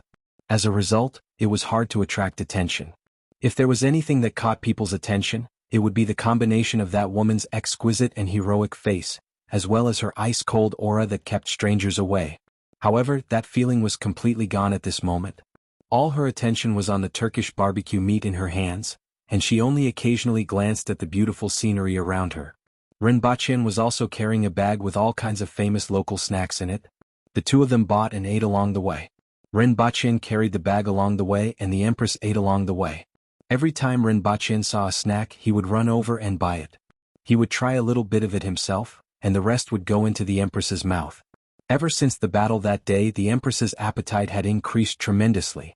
She could get about 40 kilograms of meat from a 50-kilogram sheep, which was enough for a strong man to eat. The Empress could eat 2 of them leisurely, which was equivalent to her weight. No matter what food entered her stomach, it would be immediately digested and turned into essence energy, replenishing every cell in her body. During the 2 days of travel, the two of them would stop occasionally. The Empress would catch a few animals for Rinpoche to roast. Then she would sit on Qi Shui's back and eat them elegantly, but at an extremely fast speed. This slowed down their travel speed by quite a bit. After returning to Earth, the two of them took the opportunity to recuperate. Rinpoche took good care of his body since he was still a little weak. On the other hand, the Empress was a man of few words and focused all her attention on eating. However, Rinpoche didn't know that under the Empress's calm expression, her entire body was in pain. It was just that she was tough and endured everything without batting an eyelid. She would only speak when she was hungry. Looking at the Empress finishing a Turkish barbecue and vegetable pancake, Rinpoche handed her the lion's milk, which was Turkish liquor, that he had just bought from a restaurant. This kind of anise liquor was generally around 70 degrees. After mixing it with water or ice, it would turn milky white before being drunk. The Empress raised her head and gulped down half a bottle of lion's milk that had been mixed with ice cubes. Her face was slightly red as she had already drunk 3 bottles of lion's milk along the way. Yes, she hadn't stopped eating since she arrived in the morning. The food that she ate while she was on the road in Great Xia wasn't enough for her. However, she was able to catch some animals from time to time for Rinpoche to roast and eat since they were on the road. Now that she had returned to the safety of Earth, she could finally eat to her heart's content. Rinpoche looked at the corner of the Empress's mouth and used his finger to rub it. The Empress paused for a moment, turned her head to look at him, lowered her head, and continued to look at the multi-layered pancake in her hand. Then she gently bit it. The two of them walked around for a long time, but they didn't feel much about the beautiful scenery and exotic flavors here. However, they had an intuitive understanding of the snacks here. In the afternoon, the two of them went to the beach in Istanbul, near the mouth of the Black Sea. There were many people on the beach and hot beauties in bikinis could be seen everywhere. They had beach mats under their bodies and were lying there basking in the sun. The two of them stood near the beach. Rinpoche's gaze roamed around the beach. All kinds of hot beauties in bikinis were a very common sight in this world, but it made the Empress raise her eyebrows. "Do they look good?" the Empress asked coldly. "No, they can't be compared to you. There's no comparison at all. You can see that my gaze isn't on them." Rinpoche turned his head to look at her and shook his head. "Everything here, the sea, the beach, and the people here are just embellishments to serve as a foil to a person." At this moment the Empress was a little tipsy. After drinking a few bottles of lion's milk, she became even more beautiful and moving. Rinpoche felt that she was like a flame, and he was the moth that couldn't help but throw himself into it. Well, in fact, he just liked to see the Empress frown, smile and frown. That kind of liveliness that was rarely seen in Dayo also made him want to tease her a little. However, he only gave it a little every time. He wasn't a bullfighter and didn't want to be on the edge of life and death. However, he didn't come here just to make the Empress angry. He really liked the sea. Perhaps this was some kind of desire in the heart of a person who grew up in the mainland. For example, I have a house facing the sea where spring is warm and the flowers are blooming. This definitely wasn't something that people who lived by the coast could say. The sea was always the romance of the people in the mainland, especially when they were in pairs. In fact, people who lived by the coast didn't think so. This was because living by the sea was too humid, especially when it was a house with a sea view. After living for a long time, it was easy to get rheumatism and various kinds of cold diseases. The Empress was originally somewhat unhappy. After hearing what Rinpoche said, she didn't say much and continued to eat her snacks with a cold face. At this moment she was holding a cheese roll in her hand. This kind of sweet food was also her favorite. Rinpoche smiled and said, "If you don't like it here, then go back." After spending half a day in the car, it was worth it to see the Empress's "I'm not happy" expression. Both of them returned to the city and stayed for a night. The next day they took a flight to the imperial capital. After staying for a night, they chartered a car to return to Shurching early the next morning. Rinpoche threw his things on the floor and immediately collapsed on the sofa. Originally, his body hadn't recovered. Moreover, he was so tired from the long journey that he really felt that he didn't have any strength at all.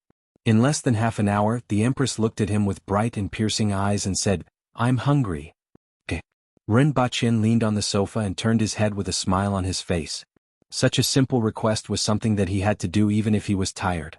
Both of them then drove out to have a meal and went to the supermarket to buy a bunch of food. For the entire afternoon they curled up on the sofa and ate all kinds of snacks, KFC family buckets, pizza, donkey barbecue, and all kinds of cooked food while watching a movie. Occasionally Rinpoche would snatch a piece of food from the Empress's hands to eat. Every time the Empress would look at him, but he still didn't get tired of it. Even though there was a pile of food on the table, he still felt that the thing in the Empress's hands was more tempting to him. At night, Rinpoche watched the Empress enter her room. Only then did he return upstairs in a cheerful mood to visualize the visualization of water. Previously, when he was poisoned, every time he visualized the visualization of water, the lake water would surge like raging waves, making it impossible for him to dive into it. It wasn't until these few days that he could move his body that he could gradually dive into the lake. The lake in the visualization of water was originally a part of his body. Every time he dived into the lake, his body would change little by little. To put it simply, his kidneys were of the water attribute. It was just that the time he spent cultivating was too short. Other than his strength increasing to about 160 kilograms under the effect of the drug, he didn't discover any other changes. The next morning Rinpoche woke up and made breakfast for the Empress. Then he gave Qin a call to inform him that he was fine now. Upon hearing this news, Qin felt as if a heavy burden had been lifted off his shoulders. These days he practically squatted in the laboratory, but unfortunately the progress was very slow. Less than 10 minutes after Rinpoche called Qin, he received another call from Qin. When he picked up the call, he heard a woman's voice coming from the other end. "Lucky boy, where are you? Can you come to the laboratory for a while?" "Not interested." Rinpoche immediately knew that it was Su Shan's voice and immediately hung up the call. Since he was fine now, he had no interest in going to the laboratory. Less than 10 seconds later, the phone started to ring again. Rinpoche immediately hung up the call. On the third time, Rinpoche frowned and picked up the call. "Boss, don't forget that you are our boss. Do you know what kind of impact the R-worm will have on this world? As long as there is a way to control it, it can cure terminal illnesses like leukemia. The whole world will benefit from it and you will also become a billionaire. Now that the progress of the experiment is very slow, please make a trip down to the laboratory. Su Shan was afraid that Rinpoche would hang up the call again. Once the call was connected, a series of words burst out of her mouth. Money has no meaning to me anymore, Rinpoche muttered softly. Money really had no meaning to him anymore. However, if it was as effective as what Su Shan said, it would be a pity to ignore it. The Empress seemed to have brought back a few more antidotes. And if he was able to develop a special drug to cure leukemia, not only would he gain money, he would also gain social status in this world. In the future, if he wanted to obtain certain things, the necessary social status and connections were indispensable. Currently, if he wanted to obtain any important things such as a CNC machine tool or other high-tech products, he did not have any means to do so. Even if he wanted to sell gemstones, he had to go through Qin. If he were to enter the circle of the rich and powerful, as long as he occasionally befriended some people, it would be of great help to him in obtaining whatever he wanted. Chapter 203. In the afternoon, Rinpoche and the Empress brought the antidote to the bottom of the building where the laboratory was located and gave Qin a call. Not long after, Su Shan and Sun Qing directly ran downstairs to pick him up. It seemed like they couldn't wait any longer. Upon seeing him, they immediately pulled him over and carefully examined him from top to bottom. That's enough from the both of you. Rinpoche looked unhappy. The last time he was poisoned, the both of you checked for a long time but to no avail. Now you two are touching me from top to bottom like perverts. What do you two want? Which bastard touched my buttocks? F***ck, you almost touched my Didi. Rinpoche's face turned green. The two of them then pulled Rinpoche with a surprised look. Lucky boy, how exactly did you do it? Let's go up and talk. Rinpoche looked at the Empress's face, which had the word, "I'm not happy," written all over it. If this was in Dayo, she might have slapped these two to death. Simply put, she was protecting her food. Rinpoche had already discovered this a long time ago. However, in this world, the Empress was already very restrained. They took the elevator up. Qin wasn't there, but Qin's father was already waiting upstairs. His gaze first fell on the Empress. These few years he had seen all kinds of people and felt that he had some foresight. Even though this woman's appearance was stunning, this wasn't the main point. The main point was that when he saw her, he would naturally start to be cautious, afraid of offending her. Ordinary people might not feel this so obviously, but for a wily old fox like him who had seen all kinds of officials, he was especially sensitive. This woman was definitely the kind of person who held the power of life and death. However, his gaze only swept across the other party and returned to Rinpoche. He really didn't dare to be rash, lest he offended her for unknown reasons. This kind of person should never be offended. It's good that you are fine. I heard from Qin a few days ago and was still worried. Now that you are fine, everything is fine. Papa Qin said with a warm smile. Thank you, uncle. Both parties had always had a good relationship. Rinpoche also had a very good impression of Papa Qin. Just like the matter of this laboratory, even though he saved Qin, if it was someone else, they wouldn't give him 60% of the shares just for a formula and a sample. It would already be considered pretty good if they could give him 40%. However, at that time, Papa Qin was just an ordinary person with a salary of a few thousand yuan. Since then, Rinpoche felt that Papa Qin was someone he could work with. Therefore, he did not think too much about bringing the antidote this time. Otherwise, normal people wouldn't take out such a thing so easily. This was because the previous laboratory and agreement were only related to the black mud cream. Papa Qin then said to Rinpoche, "Bachin, if the research is successful, I will give you 15% of the shares." It was foreseeable that the results of this laboratory would bring in tens of billions of yuan in the future. Originally, Papa Qin only owned 40% of the shares. If he gave up 15% of the shares, not only would he be handing over hundreds of millions or even billions of yuan of assets to others, but it would also greatly reduce his control over this laboratory and the future pharmaceutical factory. Of course, the prerequisite was that there were results from the research. Even if he lost 15% of the shares, the profits wouldn't be reduced. Something that would affect the future wealth of hundreds of millions of yuan was a huge matter. Naturally, both parties had to sign a new agreement. The reason why he said this now was because there was a lady beside Rinpoche that made him feel pressured. Because of his first impression, he felt that such a lady couldn't be nurtured even by a wealthy merchant family. To be able to nurture such a lady with the temperament of controlling life and death, only a family with a long history in politics or the military would be able to nurture her. Therefore, he expressed his position at the right time to prevent others from feeling that he had taken too much. There were many things that needed to be done appropriately. Forget it, uncle. I have already said that I'm not too interested in these things. Just like what you said to me in the past. When doing business, a win-win situation is the most important. I have always engraved this in my heart. Regardless of whether it is the laboratory or the pharmaceutical factory, you are the one in charge.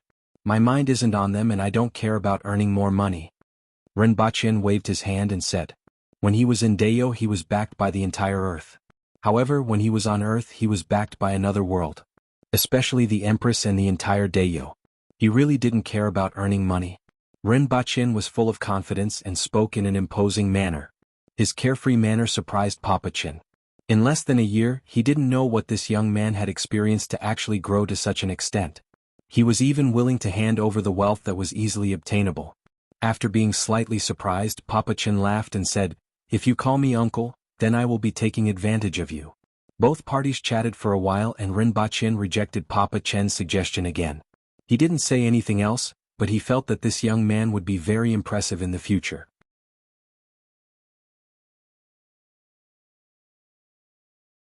Chapter 204. Kevin, coupled with sleepiness, went to sleep first. Recently he should have changed the time.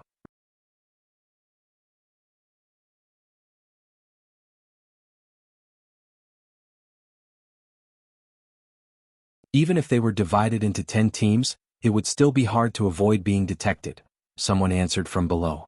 As long as one of the teams can find Her Majesty, we will know her location, Hongwu said in a deep voice. Every team of the winged cavalry had a carrier pigeon that was used to send messages. Right now, he was waiting for news from the winged cavalry so that he could personally escort Her Majesty back. Everyone sighed in despair. The longer Her Majesty was in Great Xia, the more dangerous it would be. It was the same for the winged cavalry. Everyone also knew that they could only wait for the winged cavalry's carrier pigeon as Hongwu had said. "Sir, there's news about Her Majesty." While everyone was still pondering in the room, someone suddenly ran in quickly. Upon hearing this, everyone's face lit up. They were afraid that there wouldn't be any news, and as long as there was news, it was a good thing. "What news? Speak." Hongwu's eyes lit up. Her Majesty killed Hua Sanlu in the 9 pavilions and used poison to destroy the 9 pavilions. Only 2 disciples escaped, the soldier said loudly. The room was silent at first, then everyone burst into an uproar. The information contained in this sentence was too great. Her Majesty actually killed Hua Sanlu, and this was something that no one had expected. Previously, everyone was afraid that Her Majesty would have a conflict with the 9 pavilions. After all, everyone knew Her Majesty's temperament. Coupled with the bunch of lunatics in the 9 pavilions, there was a high possibility of a conflict. Hua Sanlu was ranked 5th in the world and Her Majesty was ranked 7th. Everyone wasn't optimistic about Her Majesty's chances of winning. The best outcome was that both sides would suffer. Then, Her Majesty would probably be hunted down by the people in the 9 pavilions. Therefore, the winged cavalry took the risk to enter Great Xia and head straight for the 9 pavilions. Along the way they also searched for traces of Her Majesty. If Hongwu didn't know that he couldn't catch up with Her Majesty and that he had to stay in Ping City, he would have gone to the 9 pavilions first. However, no one expected Her Majesty to actually kill Hua Sanlu. This was really beyond everyone's expectations. There was another piece of news that was even more unbelievable than the previous one. Who didn't know what Her Majesty was like? She had always been straightforward. Since when did she know how to use poison? Furthermore, even though the 9 pavilions weren't considered the best in terms of using poison, they weren't too weak either. However, Her Majesty was actually able to poison everyone in the 9 pavilions to death? According to this piece of news, only 2 disciples escaped, and the 8 pavilion masters were also dead? What exactly was going on? This time, Her Majesty only left with Imperial Deputy Prefect Rinpoche. Could it be that Rinpoche was an expert in using poison? Furthermore, he was an expert who could destroy the 9 pavilions with poison? This thought emerged in everyone's mind. Other than this, there was no other explanation. Is there any other news? Where is Her Majesty now? Hongwu suppressed the shock in his heart and asked in a deep voice. It is said that Her Majesty is seriously injured and her current whereabouts are unknown. Her Majesty reached the 9 pavilions 4 days ago and left on the same day, that soldier continued. Bang! The table under Hongwu's palm instantly turned into sawdust. At this moment, Qi Shui, which was carrying the Empress and Rinpoche on its back, suddenly stopped running. It lowered its body and looked at the 2 ladies in front of it vigilantly. Both of them were dressed like Taoist nuns. One of them wore a headband on her forehead and a pendant hung between her eyebrows. She had an ethereal temperament and was exceptionally beautiful. She didn't look like a woman of this world, and her eyes were as clear and tranquil as a lake.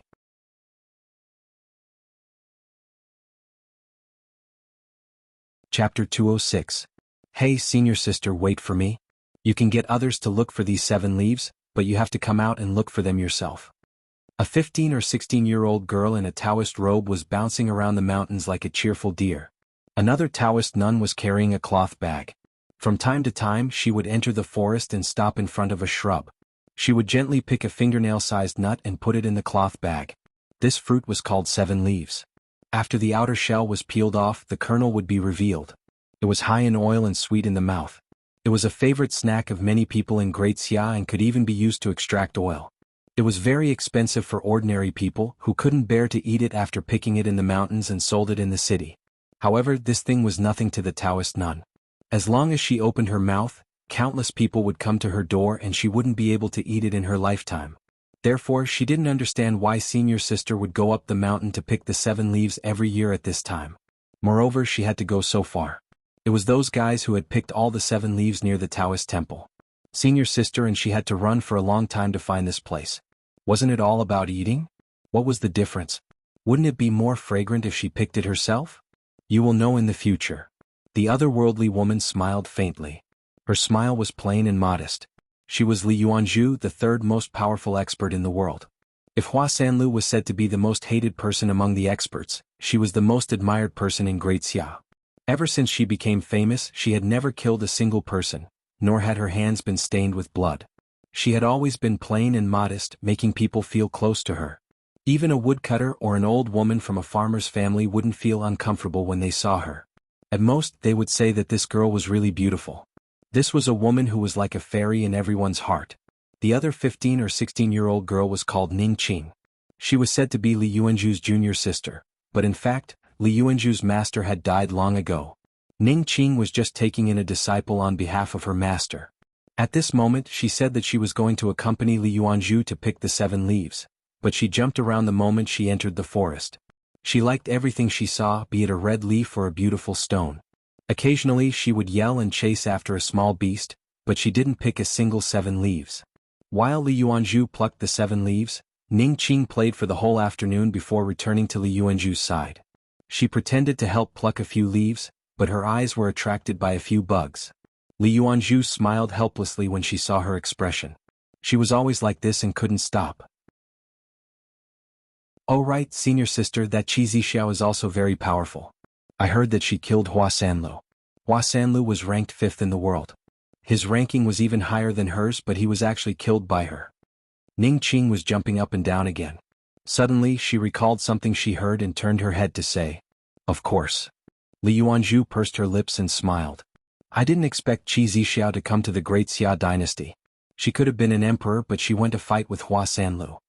Ning Qing asked curiously. Li Yuanzhu recalled the information she had heard and found it very interesting and unexpected, but she didn't say it out loud. She never liked to talk about such gossip. It would be great if I could meet her.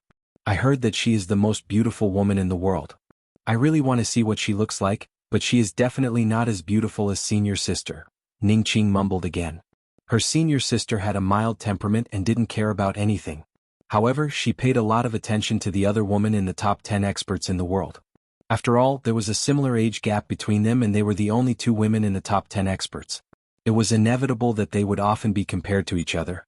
Ning Qing naturally didn't like it and subconsciously felt hostility toward the empress. The 2 of them walked, picked, and played along the way.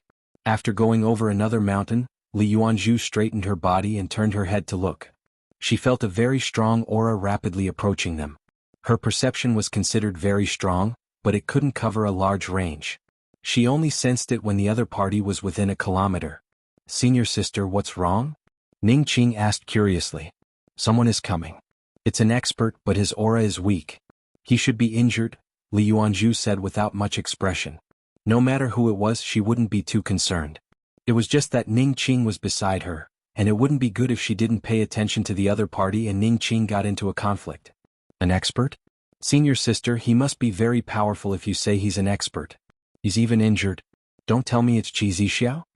Ning Qing laughed as she spoke. Although she wanted to see that famous woman, the world was so big. It would be too much of a coincidence if they could meet here. No matter how she thought about it, it was impossible. Li Yuanzhu remained silent. Soon, the two of them saw a Qilin beast carrying two people on its back. It suddenly stopped and stared at them cautiously. Li Yuanzhu raised her eyes and met the cold gaze of the person on the Qilin's back. She was right. How could it be such a coincidence? Li Yuanzhu was surprised. Ning Qing was a little curious when she saw the Qilin beast. Then, she looked at the Qilin and the man and woman on its back, especially the woman in red who was full of heroic spirit. Suddenly, a person that she had just mentioned flashed in her mind. She opened her mouth wide in surprise. Was she going to become an immortal? How could she be so accurate? Qi Xiao. Li Yuanzhu whispered. Although she had never met him, she could recognize him at a glance. After all, he was powerful, dressed in red and riding a Qilin. It would be strange if she didn't know who he was. Li Yuanzhu. The Empress exuded a cold aura. She didn't expect to meet this famous woman here, and she couldn't help but feel that the other party was here to stop her. However, how could she retreat when she saw this woman who was as famous as herself, even if she was only left with 30% of her strength? She floated down from the Qilin and landed in front of him. Her body was as straight as a spear as she looked at the other party. Rinpoche looked at her posture and wondered what was going on. Did she meet an expert? Who was Li Yuanzhu? Since the Empress could recognize her at a glance, she couldn't be weak. He thought about it again and seemed to have heard this name before. He quickly tried to recall when he had heard it before. At this moment, Li Yuanzhu smiled and said in a calm and amiable tone, "I don't have any ill intentions. It's just a coincidence. This is fate between you and I. I have heard of you for a long time. Why don't we sit for a while?" "What do you mean?" the Empress asked coldly. "I just want to get to know you when I see you. I naturally won't stop you if you want to leave," Li Yuanzhu said with a smile. Her voice was neither fast nor slow, and it made people feel like they were bathing in the spring breeze. Rinpoche looked at the scene from behind and was sure that she was definitely an expert. She might even be one of the top 10 experts. Her attitude couldn't be faked. She treated him as an equal, and the Empress seemed to be afraid of her. At the thought of this, he suddenly remembered who she was. Li Yuanzhu, the third most powerful expert in the world. Wasn't she the one? He had heard someone mention her before, but he didn't take it to heart and didn't think about it for a while. Rinpoche was shocked when he realized the other party's identity. Even at her peak, the Empress might not be able to defeat her, let alone now that she only had 30% of her strength. Fortunately, she didn't show any ill intentions. However, the Empress was still standing there like a telephone pole. After all, she wasn't the type to be at loggerheads with you one minute and sit down to drink and chat merrily the next. However, she couldn't possibly keep standing like this, right? In any case, the other party had shown goodwill. It was better not to show hostility at this time and wait until she recovered. She immediately shouted, "We have meat, do you have wine?" There was silence. Li Yuanzhu didn't expect that the man she didn't pay much attention to would speak at this time and even say such a thing. A gentle smile appeared on her delicate face. "We don't have wine, but we have qi. I picked it myself and will treat you to a meal." After a while, the four of them sat together. The Empress and Li Yuanzhu looked at each other and didn't speak. One was cold while the other was gentle. They were two completely different people. However, when the two of them sat together, the wilderness made people feel like they were in a fairyland. Ning Qing looked at the Empress curiously and then at Rinpoche. She thought to herself, so Qi Xiao is like this. She is indeed very beautiful. So this is the gigolo that she found. I really can't see what's so special about him. Rinpoche looked at the two of them looking at each other without speaking and felt a little bored. However, he didn't expect the third most powerful expert in the world to be so gentle. He always thought that the top 10 experts in the world were as domineering as the Empress. After all, an expert had to have the demeanor of an expert. The other girl, who was about 15 or 16 years old, looked at the Empress and then at him. She looked like she was looking at a rare animal, which made him feel a little awkward. "Senior sister is more beautiful," Ning Qing suddenly said after looking at her for a long time, breaking the silence in the field. Other than her, no one else would have seen these two peerless experts say such words when they were together. Li Yuanzhu looked apologetic, stretched out her lily-white hand, and gently patted Ning Qing's head twice, blaming her for talking nonsense. Rinpoche felt that the Empress's body and face became even colder. After thinking about it, he felt that the Empress and Li Yuanzhu were currently in a state of defeating you with their eyes. He had an obligation to help the Empress regain her dignity. However, it was hard to tell who was better in terms of appearance as they were both different. In terms of martial arts, Li Yuanzhu was the third most powerful expert in the world, and the Empress didn't seem to have anything to be proud of. Ren Baqian's eyes lit up as he looked at her. Zixiao has big breasts. Ren Baqian killed her with a single blow. Li Yuanzhu was as beautiful as a fairy and had an otherworldly aura that made her seem like a fairy who had fallen into the mortal world by mistake. However, she had a flat chest, at least in his eyes. Not only her but the person beside her was also like this. As a result, Ren Baqian's words were extremely lethal. Ning Qing looked at the Empress's chest, looked at her senior, and then lowered her head to look at herself. Immediately her face turned ugly. Even a lady like Li Yuanzhu had her otherworldly aura shattered by this sentence. She subconsciously glanced at the Empress, and her ears turned slightly red.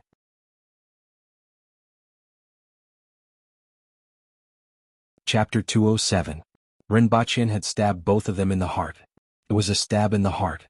Even Li Yuanzhu's calm demeanor was broken. She was embarrassed and annoyed, let alone Ning Qing. Her mouth was so red that a soy sauce bottle could be hung on it. She glared at him with extreme hatred and wished she could bite off a piece of meat. Ren Baqian then acted as if nothing had happened. He took out a packet of spiced beef and said, "Do you want to try it? It's a specialty from my place and tastes pretty good." Li Yuanzhu didn't know what to do with such a person. She had a hard time when she was young. When she grew up, everyone treated her with respect. For 10 years, no one had treated her like this, giving her a red date after giving her a slap. Did he think she was a child? However, she really couldn't lose her temper. It seemed that she hadn't been angry for a long time. Although Ren Baqian's words broke her calmness, it only made her feel a little embarrassed. At the same time, she found it a little funny. This person was really bold. It wasn't an exaggeration to say that he was extremely daring. He actually dared to say such words in front of Qi Zixiao. Although Qi Zixiao glared at him with a murderous look, she actually didn't lose her temper. This made her a little curious. After all, she had heard a lot about Qi Zixiao's temperament. This person was indeed as weak as the rumors said. His appearance could only be considered delicate and was far from handsome. Not only was Qi Zixiao willing to take risks for him, but she also tolerated him at this time. It was really strange. Li Yuanzhu really wanted to know why Qi Zixiao treated him like this. However, she was only curious. She had always been calm and impulsive, and she rarely paid too much attention to the outside world. In fact, she would probably forget about this matter after a few days, so naturally she wouldn't ask. At this moment, the atmosphere was broken. She said, "I have long wanted to meet the famous Empress of Deyo, but Lan City is too far away. I didn't expect to have such an opportunity today. So what if I see her?" The Empress said coldly. She didn't have any thoughts about Li Yuanzhu. She didn't even hate her after seeing her, but she was still somewhat unconvinced. She was ranked 7th and now she was ranked 5th.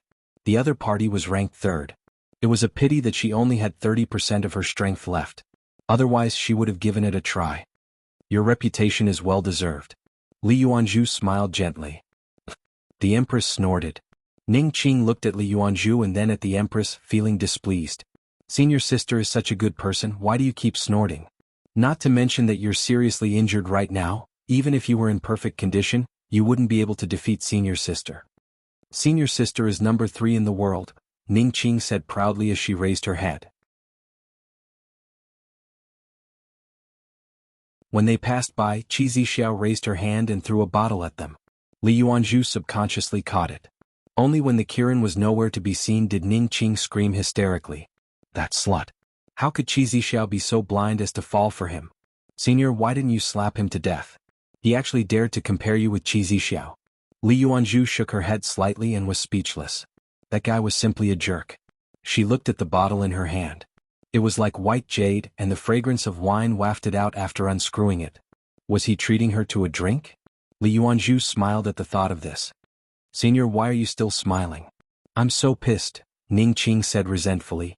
After the two of them were far away, Ren Baqian smiled and said, "Zixiao, I have avenged you. It would have been better if he hadn't mentioned this." Now that he mentioned it, the Empress was furious. Since when did she rely on this to suppress others? Also, what were his eyes looking at? She had really embarrassed herself today.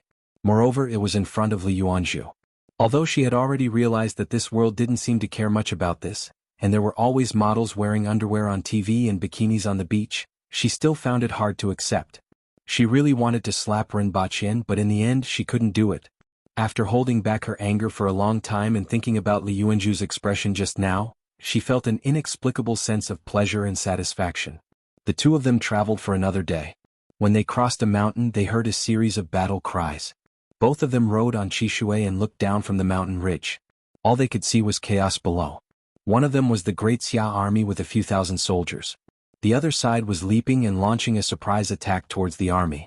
More than 100 figures charged towards the front of the army formation. The tens of people at the front braved the rain of arrows and leaped into the army formation. However, tens of figures also leaped out from the army formation and blocked them so that they wouldn't be disrupted by the attack. At this moment, the people at the back of the group leaped up and landed in the formation, setting off a rain of blood. This is the winged cavalry? The Empress took a closer look and recognized the identity of these people.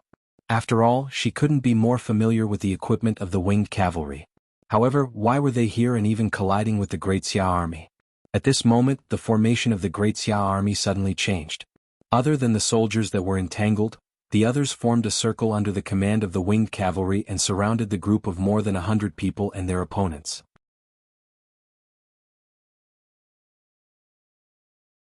Chapter 208. Die. One of the burly men laughed maniacally. The long saber in his hand pierced through the air and slashed at his opponent. Then he brought the other saber in front of him. These two fellows cooperated well. Two advanced man-will experts were actually able to block a few of his moves, but that was as far as they could go. With a turn of his body, the long saber changed direction, and the head of the other opponent flew into the sky. Then he shouted loudly and was about to split the opponent that he had just slashed into two when he was suddenly stopped by several spears from the side. The burly man had a look of contempt on his face. With a casual swing of his saber, the hands that were holding the spears immediately lost control, and the spears flew into the sky. However, those people didn't stop and immediately moved away. The people behind them continued to stab with their spears. This was the centipede formation used by Great Xia during the battle with the Aboriginals. The advantage of the Aboriginal warriors was too great. Even if the number of Great Xia soldiers was 10 times that of the Aboriginals, it would be difficult to achieve victory on the battlefield without relying on this battle formation. Needless to say, they were facing the elites of the Aboriginals, the winged cavalry. Although there were only slightly more than 100 of them, all of them were at the earthwheel level. Even 5,000 elite soldiers would find it difficult to resist them. The difference in strength was too great. Therefore, after the Great Xia generals arranged for dozens of people to block the first batch of Aboriginal warriors, they immediately launched the centipede formation and eliminated these 100 people. This kind of situation occurred in many places on the battlefield. After the winged cavalry warriors killed and repelled their opponents, they discovered that they had to face opponents that moved quickly and held spears that were like centipedes with hundreds of legs. A bunch of bastards. One of the winged cavalry warriors cut off all the spears around him like a spinning top. The long saber in his hand turned into a white line and cut off 5 or 6 heads. Suddenly, a spear pierced toward his waist at an extremely fast speed. The winged cavalry warrior grabbed the spear with one hand, making it difficult for his opponent to advance. Then he flicked the spear upward and his opponent quickly let go of his hands. This was the result of many years of combat experience. These people were all Great Xia captains who were at the beginner level of the man-wheel. They had fought with the Aboriginals more than once and were able to survive. Regardless of strength or reaction, they were much stronger than the rest. However, in the next second he saw a flash of saber light in front of him in horror. His entire body was directly sent flying from his chest. Just like how she stepped on human skulls on Earth, it didn't matter if they dodged or brandished their sabers. To the Empress there was practically no difference. In a single move, more than a dozen of the winged cavalry warriors fell from their horses. Before that happened, they were already dead. These 50 to 60 winged cavalry warriors couldn't even stop her for half a step. When the remaining people turned their horses around, they could only see the back of the Empress charging in their direction. Shoot! The middle-aged general looked at the scene in front of him and trembled slightly. He forcefully controlled his voice and gave the order. He smiled bitterly. His 5,000 elite soldiers were entangled with the winged cavalry and couldn't move at all. Regardless of whether he retreated or not, he would still die. It's over, it's all over. At this moment, The only hope in his heart was that a few more people could escape and kill a few more winged cavalry warriors. The remaining people had already drawn their bows and nocked their arrows. Upon hearing the order, they immediately released their bows. 50 to 60 arrows pierced through the air and flew straight toward the lady in red. The Empress stretched out her hand and grabbed. 6 or 7 arrows appeared in her hand. As for the rest, she brushed them aside. With a flip of her hand, the 6 or 7 arrows flew back. 3 of them directly missed, 2 of them penetrated the horse's buttocks, and 1 of them was lucky enough to hit one of the winged cavalry warriors. Seeing this, the Empress's face turned even colder. After brushing aside the second round of arrows, she immediately appeared on a horse and smashed that man's head with one hand. Taking advantage of the situation, she pounced toward the general who was surrounded in the middle. Immediately, 3 figures on their horses soared into the sky. These 3 people actually had the strength of an earth-wheel expert. However, they were smashed to the ground one after another. The Empress smashed the general's head with one palm. Carrying the corpse, she leaped out of the crowd and shouted, "The great Xia general is dead. Kill."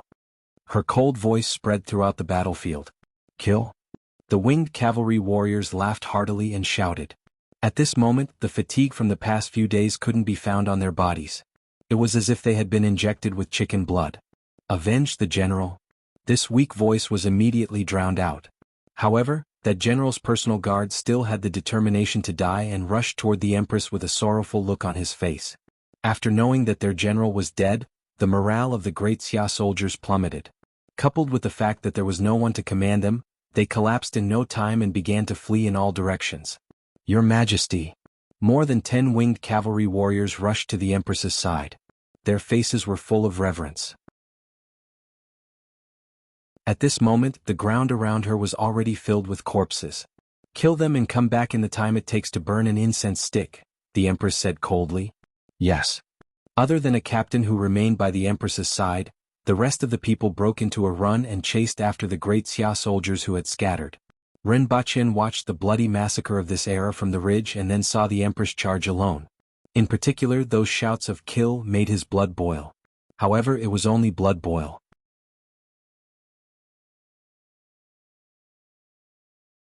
Chapter 209. By the time he reached the foot of the mountain, the winged cavalry warriors had already returned. The ground was full of severed limbs. There were no injured people, only scattered limbs. The air was filled with the smell of blood, which made Rinpochen's nose uncomfortable. However, he resisted the urge to cover his nose. Even though he wasn't used to it, it would be too pretentious of him to cover his nose when these winged cavalry warriors entered deep into Great Xia to search for the Empress and engaged in a fierce battle. The Empress had been standing there all along. The lieutenant beside her was actually someone she knew. It was Tingji from the previous time. However, when he saw Rinpochen, he didn't give him any face. After all, the Empress had put herself in danger because of him. It was already good enough that the others didn't attack him the moment they met. He couldn't even dream of being nice to them. Rinpochen could think of this, so he didn't mind. He just felt a little helpless. Previously, he had always been with the Empress and Rinpochen, so he didn't pay much attention to this matter. Now that he had encountered it, there was nothing he could do. Not long after Rinpochen left the mountain, many winged cavalry warriors who had chased after the stragglers returned one after another. Their bodies were covered in blood. Not only them, but the Empress's body was also stained with a lot of blood. Each of them had a simple smile on their faces, but their bodies reeked of blood, making people feel the cruelty of this world. Your Majesty! Everyone knelt on one knee in front of the Empress. Get up, the Empress said. Her voice was dignified, but it wasn't cold. No matter who saw this kind of subordinate, they would not have a cold face anymore. Why are you guys here? The Empress asked. The winged cavalry swears to follow Her Majesty to the death. Everyone shouted in unison. The Empress's expression softened a little. She looked at everyone's faces and then became stern again. Where are the others? Your Majesty, we will split into 10 teams to search for Your Majesty. The others will take other routes. There should be 2 teams that are closer to here. Tingji raised his head and said. Everyone get up, the Empress said again. As for these people, she could only say that they were burdens, but she did not say it out loud. After all, there was a huge disparity between the winged cavalry's mount and Chishue's speed. Moreover, the more people there were, the bigger the target. Yes. Everyone stood up. How are the casualties? The Empress asked again.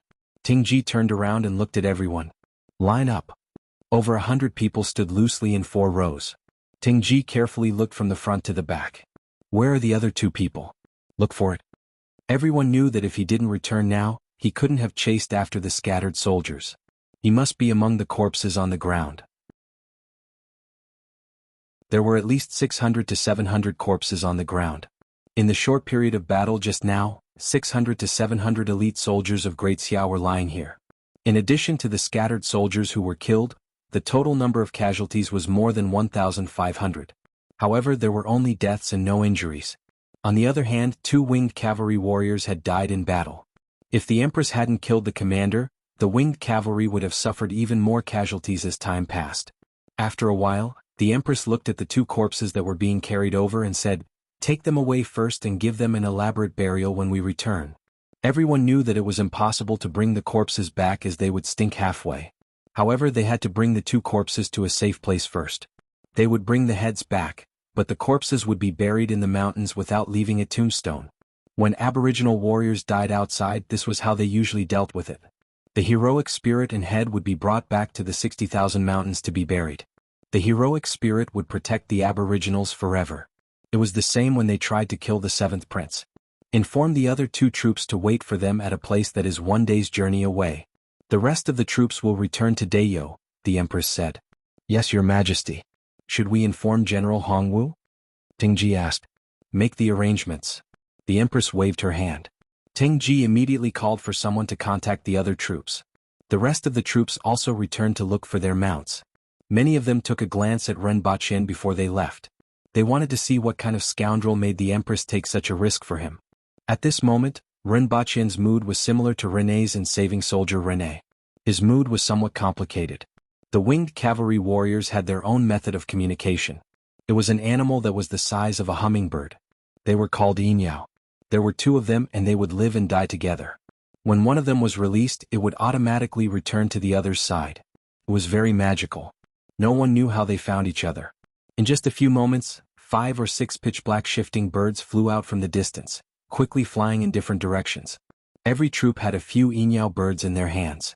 The other troops would then communicate with each other. After a while, many of the winged cavalry warriors returned with those giant goats. The 2 dead soldiers were tied to the backs of their mounts. When they saw the Great Xia army just now, they immediately got down from their mounts and let them hide further away. These goats were also very smart. They didn't run too far away and waited by the side to graze. The so-called winged cavalry looked like cavalry, but in fact they were a group of infantrymen who rode on their mounts. After all, the restrictions on their mounts were too great, and they couldn't unleash their full strength. Let's go back, the Empress said to everyone. Her voice spread across the entire battlefield. Her figure flashed and landed behind Ren Baqin. She then sat sideways on top of him. Let's go. Many of the winged cavalry let out a strange cry that sounded very primitive and barbaric. One after another they followed behind Chishui. The hundreds of winged cavalry almost gave off the grandeur of tens of thousands of galloping horses. The earth trembled along with them. The Aboriginals' weight couldn't go unnoticed. At this moment, a caravan was advancing on the plains. More than 10 carriages were filled with goods. There were also dozens of odd-job workers and martial artists leading the caravan. Among them, a dignified-looking martial artist in his 40s seemed to have sensed something. He instructed the person beside him, "Lu Er, listen to see if there's any movement." Following his command, a young man quickly dismounted from his horse and pressed his ear to the ground. Following which, he sprinted a few steps and leaped onto the horse's back. "Boss, there's cavalry coming in our direction." The middle-aged man nodded. This was the hinterland of Great Xia, and cavalry could be seen occasionally. There weren't any bandits nearby, so there was no need to worry. However, for safety's sake, he still leaned against a carriage and knocked on it. "Manager, there's cavalry coming in our direction." A man with a round face, who looked like a rich man, came out of the carriage and shouted, "Stop first." "Manager, do you want to set up a formation first?" "Just in case," the middle-aged man asked again. The manager waved his hand and said, "There's no need. There won't be any bandits here. Everyone just wait here for a while." He had traveled this route every year, and he had never heard of any bandits appearing here. Yu City was 25 kilometers away.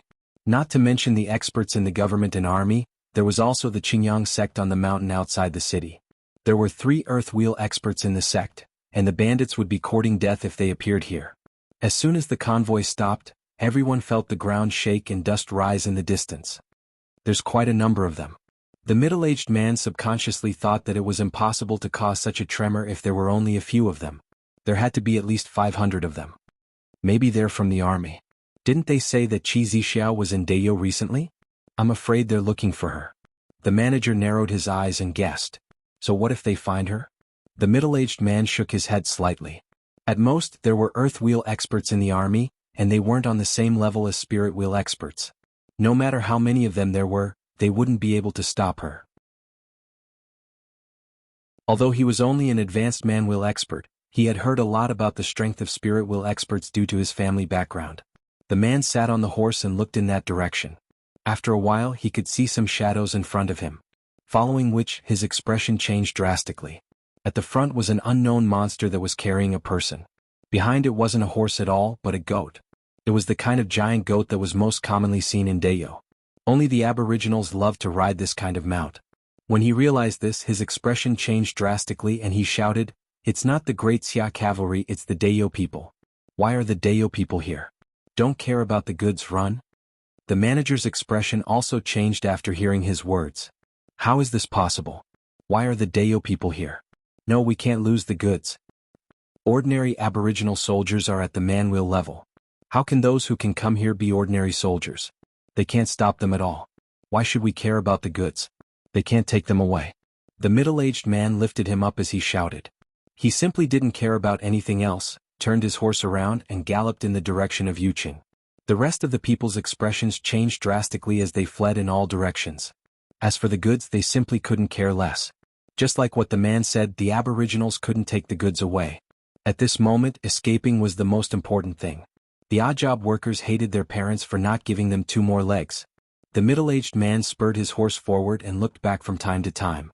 After a while, he saw that the Deyo people didn't have any intention of chasing after them and directly headed for Mount Yuyang. Only then did he heave a sigh of relief. After all the aboriginals had entered Mount Yuyang, he then instructed, "Go and inform the officials of Yuqing." After waiting for a long time, he spurred his horse back. Ren Baqin sat on the back of Qi Shui and saw these people fleeing in all directions from afar. However, even if they didn't run, he couldn't be bothered with them. After all, so many defeated soldiers had fled just now, and those who should have been informed had already been informed. Everyone entered Mount Yuyang and ran all the way to the depths. Regardless of whether it was Qi Shui or those giant mountain goats, they were very good at running and jumping in the forest. The complex terrain of the forest didn't hinder them at all, and it was difficult for the Great Xia army to catch up. Everyone rested for a while every 2 hours. At night, they spent the night in the depths of Mount Yuyang. The Empress and Ren Baqin sat next to a bonfire. Ren Baqin was roasting meat for the Empress while the rest stayed far away. However, they could still smell the aroma coming from the bonfire. It was obviously the same thing, but they always felt that the aroma coming from the bonfire was exceptionally alluring. At daybreak the next day, everyone got up and set off again. Half a day later, they stopped at a mountain ridge. This was the place where Tingji and the other 2 teams had agreed to meet. Qingyang sect leader Lu Kenjun sent someone to see you. A burly man hurriedly entered the room and said, "I won't meet him. Even if I am possessed by the devil and am seriously injured," the old man in the room replied without even lifting his eyelids. If he didn't know about this news, he might as well meet him. Since he already knew about it, he might as well close the door and refuse to meet him. Sect leader? Why don't we meet him? In any case, we should at least listen to what he has to say. That burly man had a strange look on his face. How could the Qingyang sect's martial arts be possessed by the devil? Furthermore, the relationship between the Qingyang sect and the officials had always been pretty good.